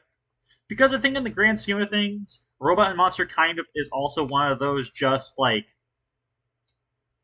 another comedic CGI cartoon of like Nickelodeon at the time, like along with like Tack and Back at the Barnyard and Legends of Awesomeness. Even it just kind of feels like another one of those to an extent. Planet Gene, I guess too. But I remember it being fairly funny. I remember it being fairly like amusing to watch. Not high art or anything like that, but definitely like a decent watch from what I remember. Not too much to say about it though. TMNT 2012. This one, if I watched more of it, I could definitely see an argument for it being in some people's top 10, maybe in mine. But I don't think I've seen enough of it to make that argument myself.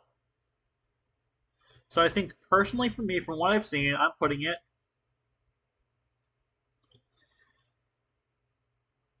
Eh, I'll put it here. Because I do definitely think it was probably Nickelodeon's best looking CGI cartoon up to this point. It's not my favorite though. That would still go to Jimmy Neutron, but from what I could see so far, no. I was gonna say it's second, but Penguins and Madagascar is right there, so my third, I guess. So TMNT 2012, I think from what I've seen is really good. It's just like another interpretation of the TMNT, and like the TMNT are just like these like timeless characters you kind of like mold to almost any era. I need to get a drink of water real quick.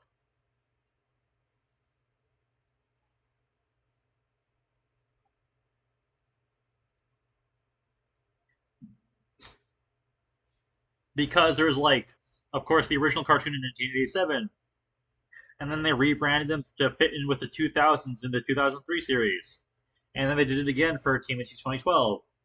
Then they did it again for Rise of the TMNT, and then did it again for Mutant Mayhem and Tales of the TMNT. And I guess they also did it a couple more times also throughout that, like because of the TMNT 2007 movie and also the 90s live action films. and I guess also the IDW comic, and also the fact the original comic was also completely different from the original cartoon. I believe it was a parody of like those edgy superhero comics at the time as well, but it kind of caught on like unironically. I don't know, it's just like a really fun, interesting comic world.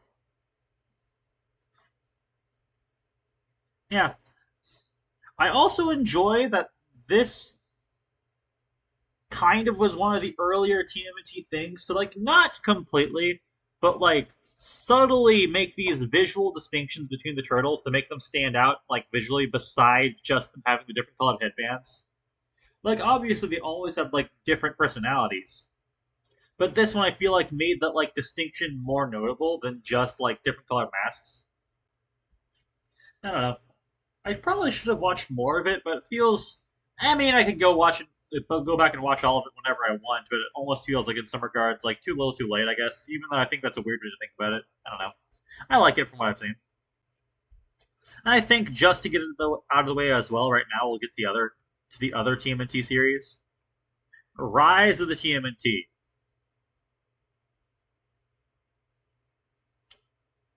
Yeah, I'm putting it there. I know this is a kind of another like controversial kind of one, like quality wise to some people. Like a lot of people really didn't like how this looked when it came out. Thought like it was way too big of a departure from the other things of the TMNT series, and also like the fact that Raphael was the leader instead of Leonardo and stuff like that. But and I kind of thought similar things myself when it first came out too. But after over time, after like I actually gave it a shot myself, I ended up watching the entire thing. I was like, whoa, that was actually really good. I loved how it looked. This show looks fantastic. Like this is some of the most like interesting kinetic fight scenes I think the TMNT have ever had, like up until Mutant Mayhem as well. It just like it looked great. I mean, to me, it kind of was also a little. I'll be honest, it was a little obnoxious sometimes for me, but to me, for the most part, it was just more charming and fun than anything. But when they eventually started getting to the story stuff with like Shredder, and then eventually like Krang in the movie, I'm like, oh, this is actually fantastic. It looks incredible. The fight scenes were awesome. They're like it's like legitimately emotionally compelling as well, specifically on like that movie near the end of the series. Like Splinter's backstory was insanely well done. Like surprisingly well done for the iteration of the character and the things people thought about him early on. Also, but also like oh, Shredder in that show was crazy. He was like a horror movie villain. It was awesome. It's just like I think that Shredder in Rise of the TMNT, at least from my experience, is probably the scariest Shredder has ever been. I mean, there might be some more obscure TMNT media out there that I haven't experienced that might have a scarier version of Shredder in it, but I'm like, he was like daunting, like legitimately kind of frightening in like the series finale for Rise of the TMNT. With honestly fight scenes to go along with it that like could go toe to toe with like the best anime had to offer at the time too. It was just great. But I also kind of understand why they ended at the time. I really, really wished Rise of the TMNT could have gone on for longer. I understand why it didn't. They just like wanted to retool the series again just to like because like oh if we do it again it could potentially catch on in a different way again. And I mean to be fair, Mutant Mayhem was a fantastic movie. I love that movie. Honestly though, to be fair, I said I was going to rank this one, but actually now I think about it, I've only seen the first episode of Tales of the TMNT, so I don't think that would be fair.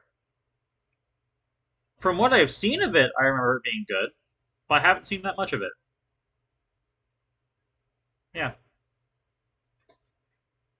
Rise of the TMNT, really good. Anyway, what's next? Hmm, we have Sanjay and Craig, which,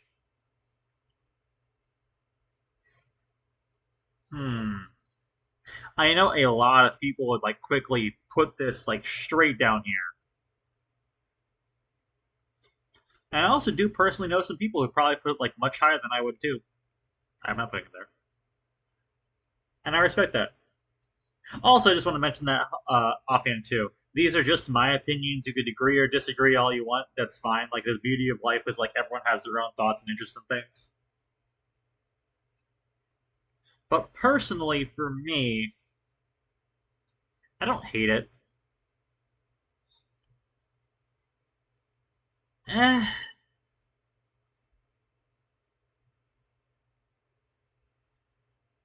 here this is where I put it. It's okay.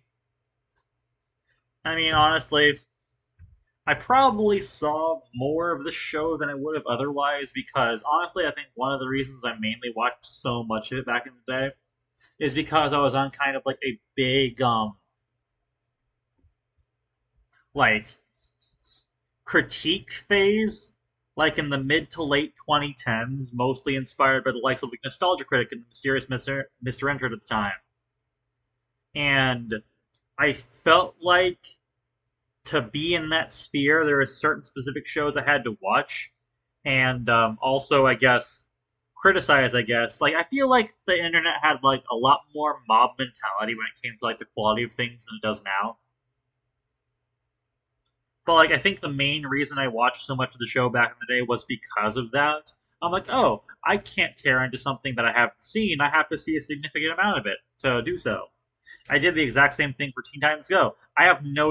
In retrospect, I have no idea why I watched 150 episodes of Teen Titans Go. I didn't even like it that much. I didn't hate it. I liked some of the episodes, but overall, I was actually very, very mixed on it. But for Sandra Craig itself, I think I feel similarly.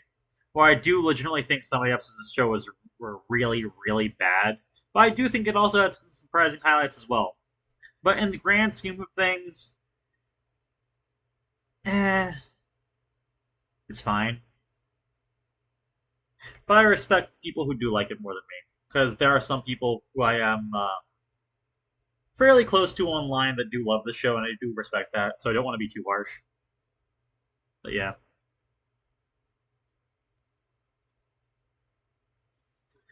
Breadwinners.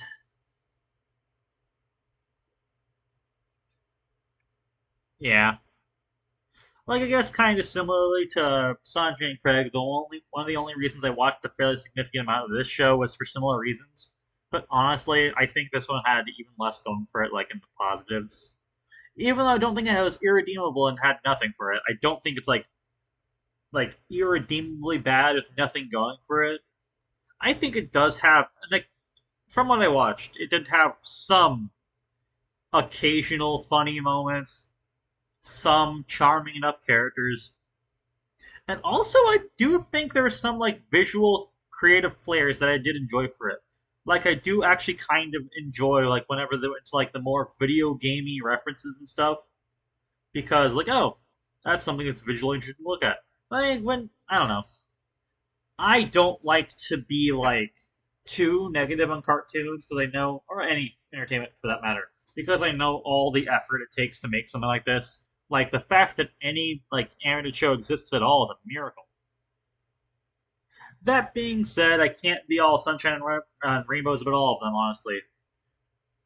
And Breadwinners is pretty annoying.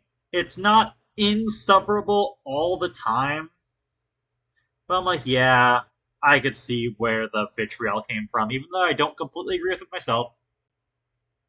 Yeah, it's a lot. I don't know. Anyways, what's next? Oh, Harvey Beaks. Oh, yes. Harvey Beaks is legitimately one of my favorite Nicktoons of all time. Would I put it above Hey Arnold? It's my list. I can do whatever I want. Harvey Beaks is one of the most charming, warm, cozy, inviting like Nicktoons of all time. It's just watching that show is so nice. I'm like, it's also like kind of like interesting to compare it to like C.H. Greenblatt's other shows. Like Chowder and Jellystone are a lot more comedically focused, and Harvey Beaks itself could also be very funny. but I feel like it also just had a lot more like heart and a more of an emotional core to itself. Like this is a show that was made with a lot of love, and I could tell just by watching it. I'm like the people who made this really loved what they were making. I need to get some water.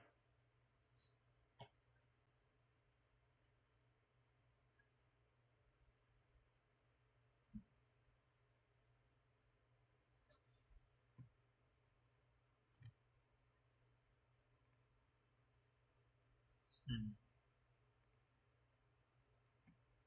Yeah, Harvey Beaks is just a delight to watch. It's a great show. It's just like the painterly backgrounds, the ambient music, the amazing theme song. Like the theme song for Harvey Beaks paints such a memorable, interesting soundscape. Like up to that point, I didn't know that techno music could sound so soothing and pretty sounding. It's just a theme song to Harvey Beaks is just like an experience. It's fantastic. Like which is very complimentary to the show itself because that's what I think about the show too. It's just delightful. It's just charming. It's really fun. Harvey himself is just like a very like innocent, kind, like wide-eyed, wondrous character, and it's kind of like interesting to see the world from the eyes of like someone like that. I guess I don't know. It kind of like S reminds me in a way of like not to this extent, but kind of something like why like in some of the early Disney movies like Dumbo and Bambi, like where you had like this wide-eyed child protagonist taking in the world because like I think they wanted to convey that experience of like the childlike wonder of seeing like beautiful sights for the first time.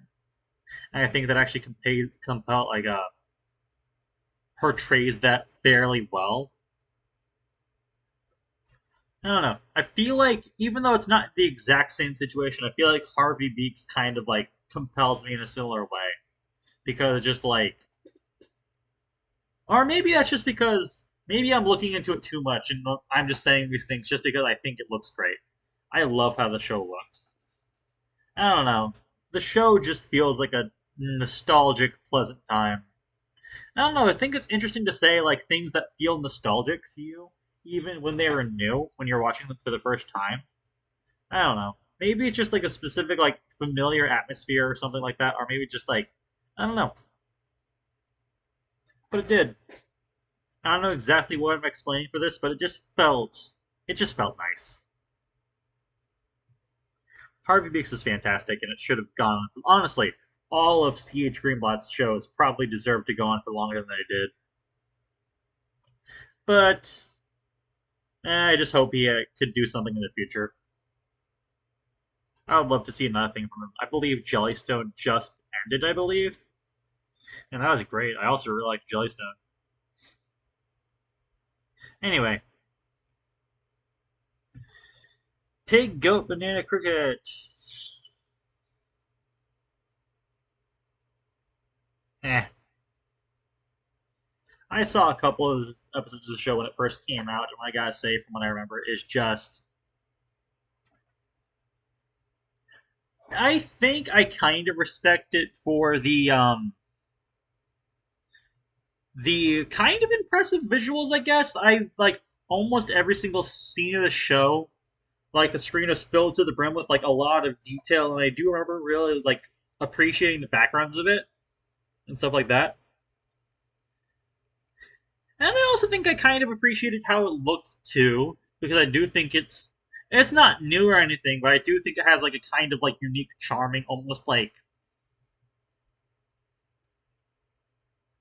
what newspaper comic feel to it almost. Not, I mean, we'll get to you soon.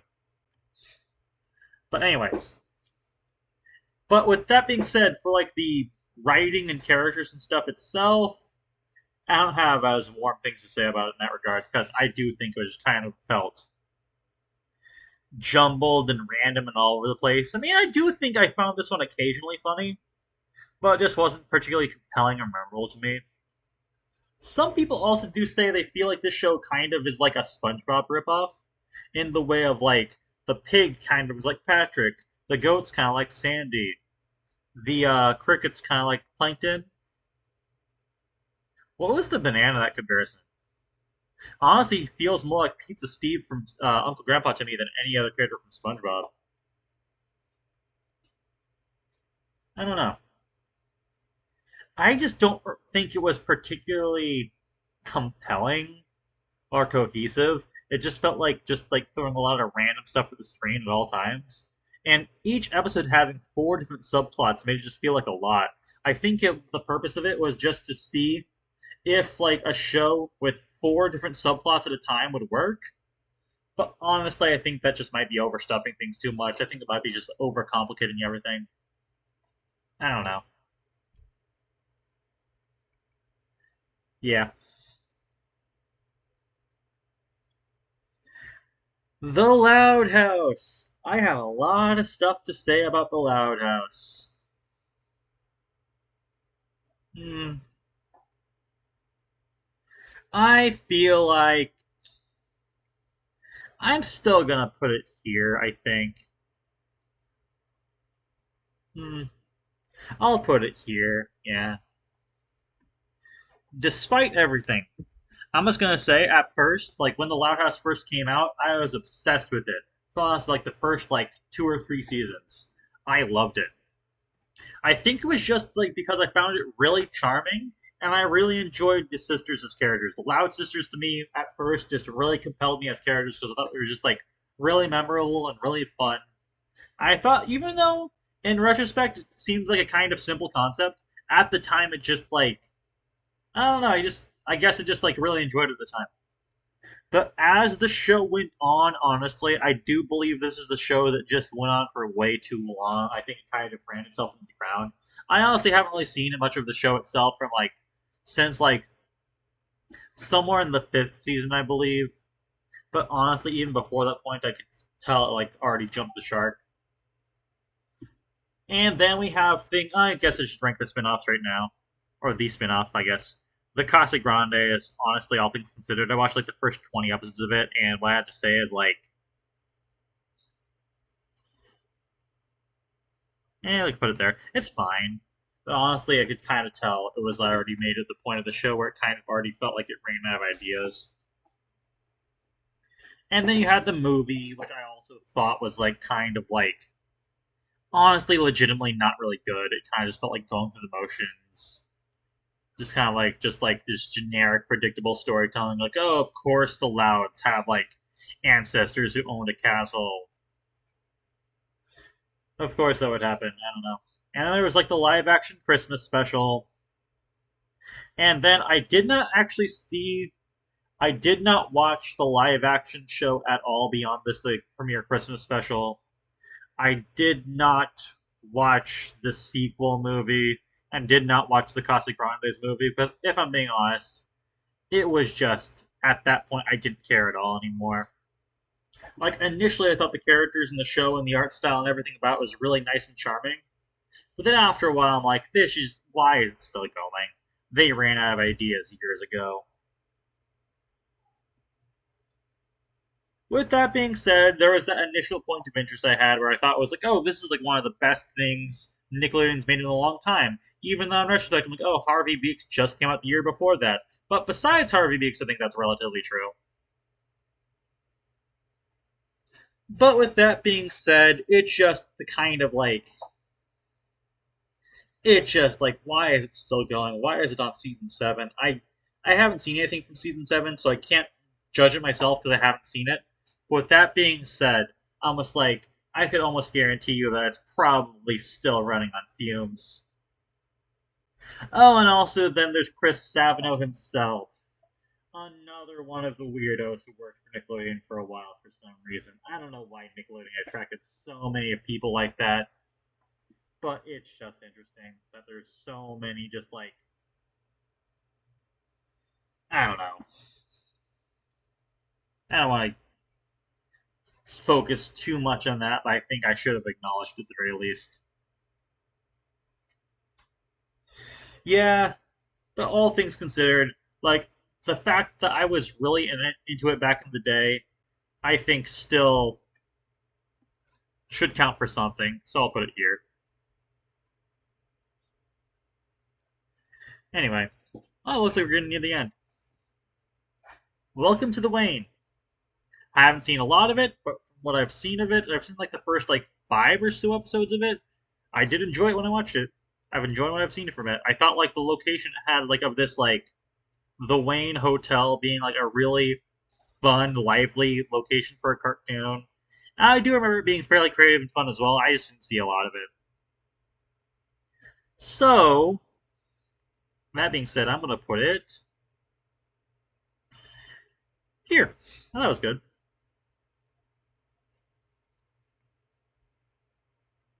That's better. Yeah, I think I'd go there. Yeah. Now leave it there. All right, moving on. It's Pony. It's Pony. I think I'd put. Honestly, yeah. I think at the top of life tier. I didn't watch all of it. I think I only watched all of the first season because I think after a while, like, I think they did release a second season for it, but I wasn't able to access it for a while, so I didn't know where to look for it to find to watch it. So I just kind of fell off of it. But I do remember it being very charming and memorable when I watched it.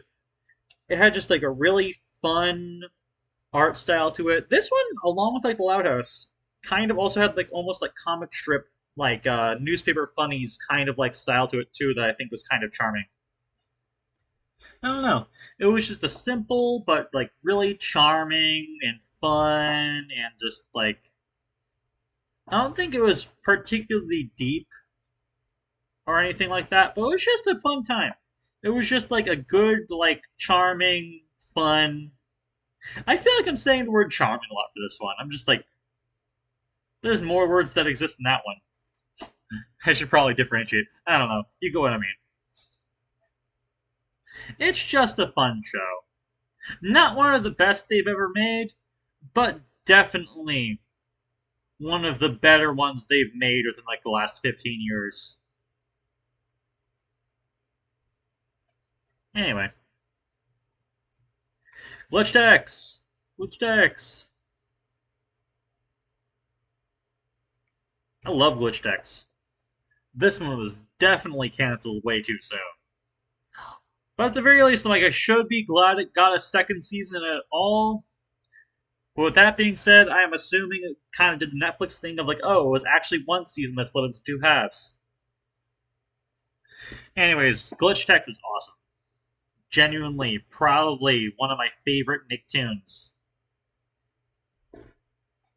It's one of my favorite Nicktoons in a very long time, at the very least since like Harvey Beaks.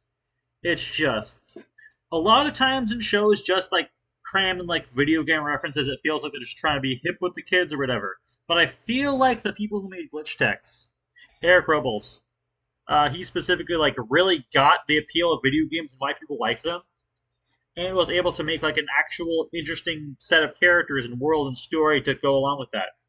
Because Glitch Text was just really, really fun.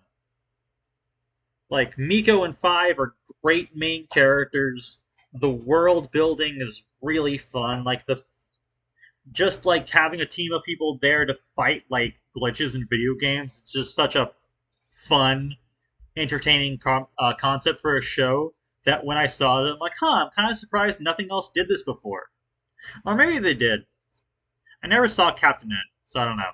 But anyways, Glitch Tech's just a really like big breath of fresh air for Nickelodeon, I feel like, and I am so upset that it only lasted like 20 episodes. It definitely deserved to have be, in my opinion, almost every single show deserves to be longer than it is, if especially if it ran that short. But that's a conversation for another day, I guess. Just like streaming services and the rise of them, like just not allowing shows to be as long anymore because they need to be bingeable within one session. But whatever, that's not the discussion right now. The discussion right now is Glitch Text and the fact that Glitch Text is awesome. I also love how Glitch Text looks. It honestly is probably one of the most like fluid and detailed cartoons that Nickelodeon's ever done.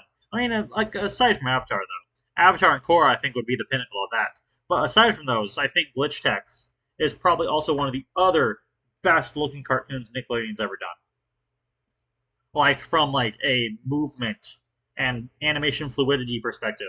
I mean, as long as just how it looks, it also just visually looks great. I love the art style.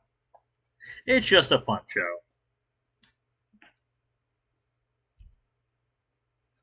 Anyways, I'll pair these together. Camp Coral. It exists. It's fine. Eh, at the very bottom, yeah, that actually fits to me. I watched the entire first season when this came out for some reason, and after watching it in the grand scheme of things, I'm like, why did I do that? I think at the time I was still keeping up with everything SpongeBob, but for that one, I'm like, I feel like this is kind of like might just be the nail in the coffin for me for like watching everything SpongeBob and keeping up with everything in the franchise because I'm like, it's just kind of generic and repetitive and boring.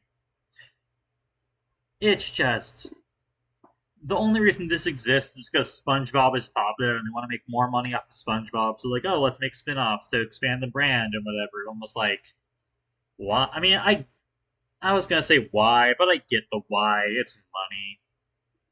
I don't think it was made for any sort of like higher creative purpose though. It just kind of feels like it exists just to make money. Like I don't want to say just soulless cash grab, but Camp Coral is a soulless cash grab. It only exists for SpongeBob nostalgia and nothing else.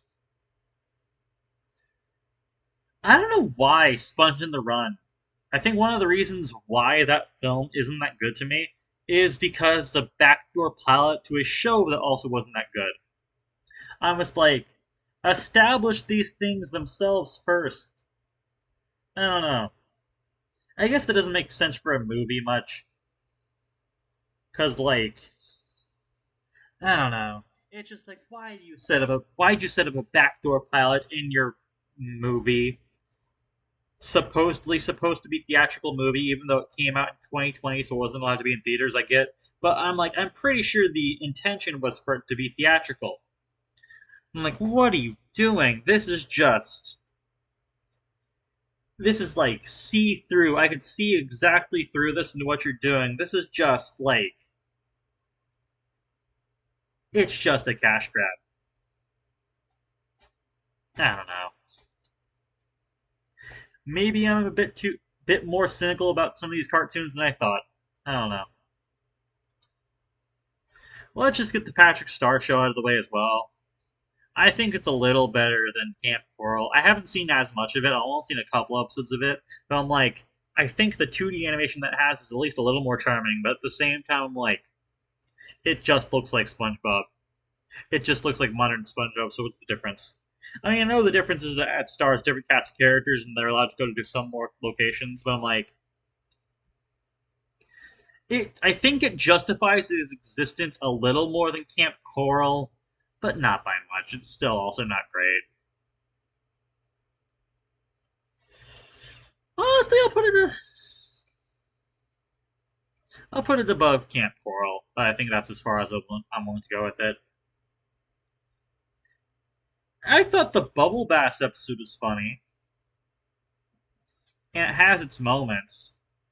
But I'm like, in the grand scheme of things, I'm just like, it's you know why this exists. It exists because SpongeBob makes money. I'm like, oh, I know that. It's SpongeBob. It's Patrick. I know who that is. I don't know. Near the end. Speaking of which, the Rugrats reboot. I feel like this one is actually even worse than the SpongeBob ones. I am legitimately,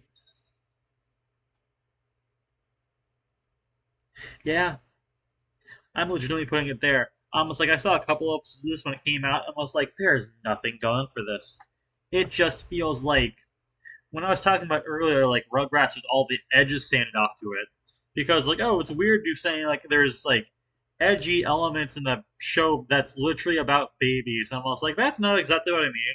I just mean that there's like this like loose, grungy feeling that the original Rugrats had that kind of made it like artistically unique.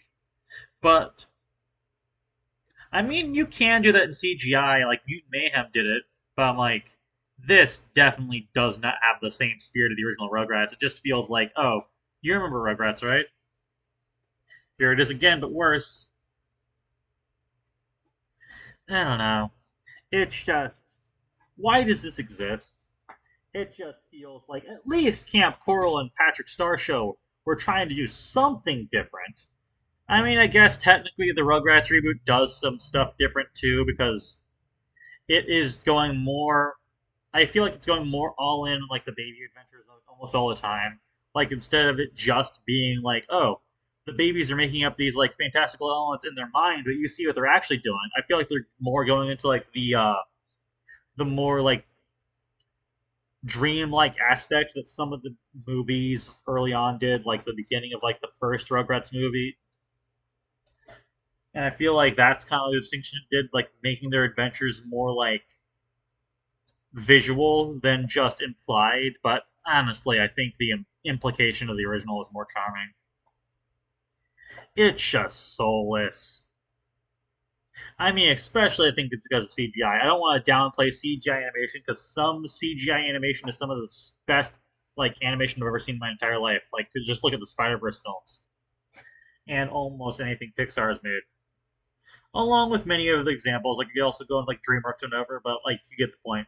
Like CGI animation can look great. The Rugrats reboot does not look great. It just looks vapid and soulless and lifeless and just like I don't know. Let's wrap this up. Middlemost Post. I've seen a couple episodes of Middlemost Post, not a lot of it. From what I remember seeing of it, though, it was. I liked it well enough. It was kind of funny, kind of charming, but it also just kind of felt like another Nicktoon, I guess. I mean, that might not be the best thing to say because, like, I love a lot of Nicktoons, as you can see, but it's just like. I don't know, it just feels like I don't know. It's I guess it's not the worst thing of just feeling like a part of Nickelodeon's like established brand, but it just kind of feels like another one of those. I feel like Nickelodeon kind of like has a very highly established brand now, and like almost everything they do looks like that. I mean, you could kind of say that about like Cartoon Network in the 2010s as well. And it might just be my bias showing, but maybe it's just because I preferred what Cartoon Network was doing at the time over what Nickelodeon was doing at the time. So yeah, I mean, I don't know why I'm talking so niggly about it. I did like it. It was like a fairly charming, fairly fun show. I guess I just didn't really find it like terribly compelling, but that just may be because I'm getting older and I feel like I want more either like more meat on the stories of like the things I'm watching, or I want them to be funnier. And I guess that kind of leaves things like that are just charming to the wayside. But I can still enjoy things that are just charming. I feel like just it needs to be more personally up my alley, I guess. I don't know.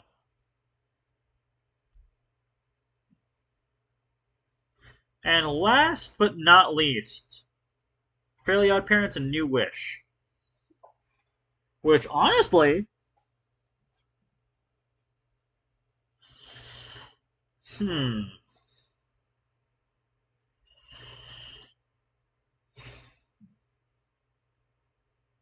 I put here. Honestly, I think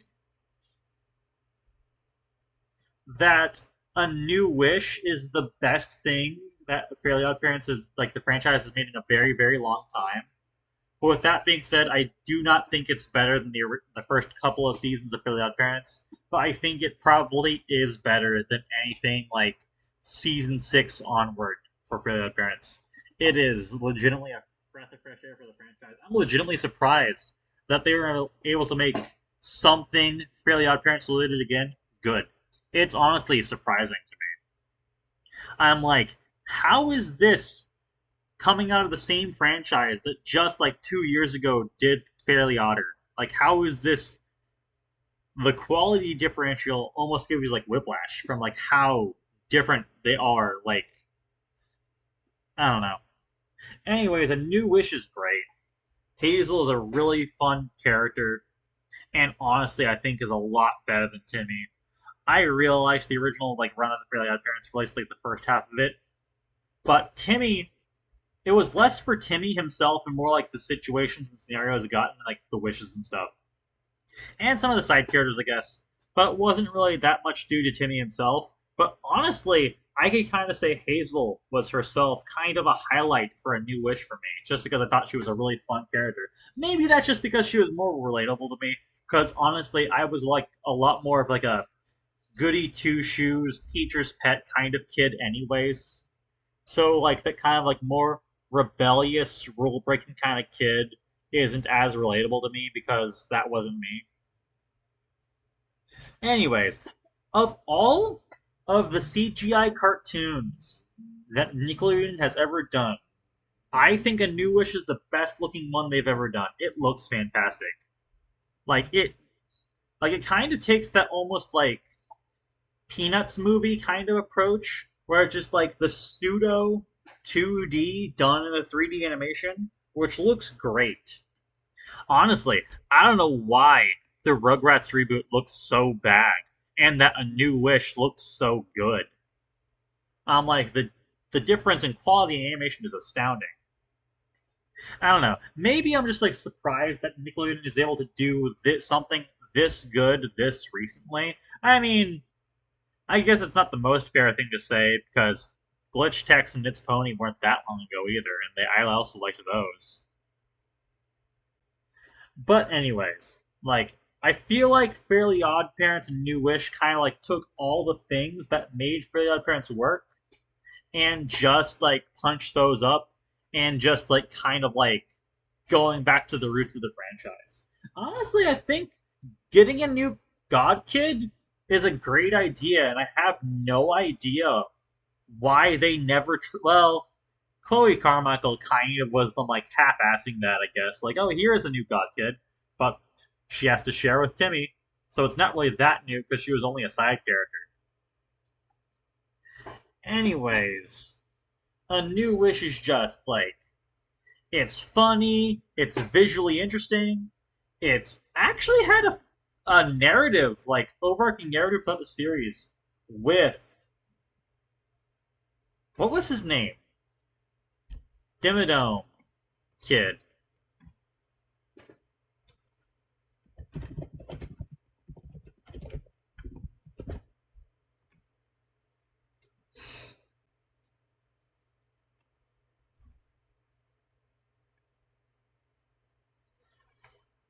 Computer's not loading, never mind. You know what I mean. He had actually great character development throughout the series, which I was not expecting. I was just expecting to be like a charming, fun time. I was not expecting an actual overarching story from it. And like getting that from this show was actually kind of surprising to me because like, oh, we're allowed to do this. I didn't know they'd be allowed to like be this compelling. I don't know. It's just a really fun, bold new direction for the Fairly Odd Parents franchise. But I think one of the main things that makes it so good is the fact that Butch Hartman's mostly just a producer on it. He's not a high creative on it. So I'm like, I think it makes sense that one of the best things in the franchise in like a long time is something that he's had like less of a hand in. I mean, of course he approved it. He probably had a decent amount of like stuff to do with it and development and stuff, but he's just like not one of the head creatives on it. And I think that I could tell. I could instantaneously tell that he's not as involved because it's this might be kind of mean to say, but it's almost too good for him to have like substantial involvement in it. And even if I didn't know that he was that not involved in it, I think I would have been able to tell anyways, just because of that. So, anyways, Those that is my Nickelodeon tier list. Actually, before I leave, I think I want to sort through this a little more just to see if I agree with everything. I think I'm gonna bump Planet Sheen to the bottom of this because I like looking side by side. Like I dislike Bunsen a lot more than I dislike Planet Sheen.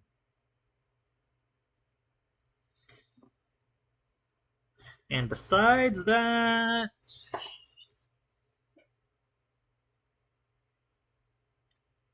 I think things on here look mostly fine, aside from the fact that I think I'm going to drop those down there because I think the even 5 and 5 looks better. So yeah, that's my Nickelodeon tier list. And I guess just to do a quick recap, just for a quick recap, my top 10 favorite Nicktoons are The Rugrats, The Legend of Korra, Glitch Tex, Hey Arnold, Harvey Beaks, Jimmy Neutron, My Life as a Teenage Robot, Invader Zim, Avatar The Last Airbender, and SpongeBob SquarePants. I really hope that Nickelodeon is able to make some more good cartoons again, because I know they have. Like Glitch Tex and It's Pony and A New Wish, so they have made some good ones. I mean, I've heard decent things about some of the ones I haven't seen recently too. I've heard decent things like Big Nate and Monster High and Earthspark and Prodigy. I just haven't seen them. So maybe they are making like a positive more like direction. But one of the things I really hope they continue to do as well is make these new shows like that are fully new shows, which they still do sometimes with like rock paper scissors, I guess. But I feel like a lot more recently, Nickelodeon is like going a lot more into just like the franchises. Like here's more SpongeBob, here's more Rugrats, here's more Philadelphia Parents, here's TMNT, here's Transformers, here's Monster High, here's Star Trek. Like instead of like making their own original properties, they're just like doing things that are already popular. And even though it's good that those are good in and of themselves, I feel like they should probably put more stock into making original stuff as well. I mean, they literally occasionally do. I'm like, I want them to do it more. I don't know. Anyways, I guess my overall opinion on Nicktoons as a whole is that it's kind of like overall a kind of rocky collection. Like it has its highs and lows, but I do really like the ones I really like. So they do like occasionally flex their creative muscles as a studio. Like, cause I mean, I guess that kind of makes it similar to DreamWorks in a way, where they kind of like ebb and flow in quality, but their best stuff is like some of the best stuff in that category of all time. But then they have the occasional misses. Oh, not occasional, like semi-frequent misses.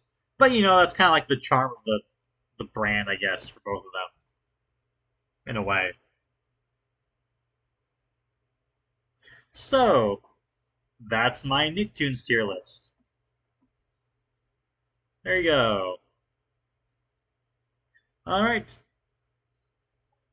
I think I also kind of want to stream more frequently because I know it's been like over 2 months since I streamed last. But I kind of want to start making this like a somewhat more frequent thing. Like not all the time, but at least a little more frequently. Because I think this is fun to do.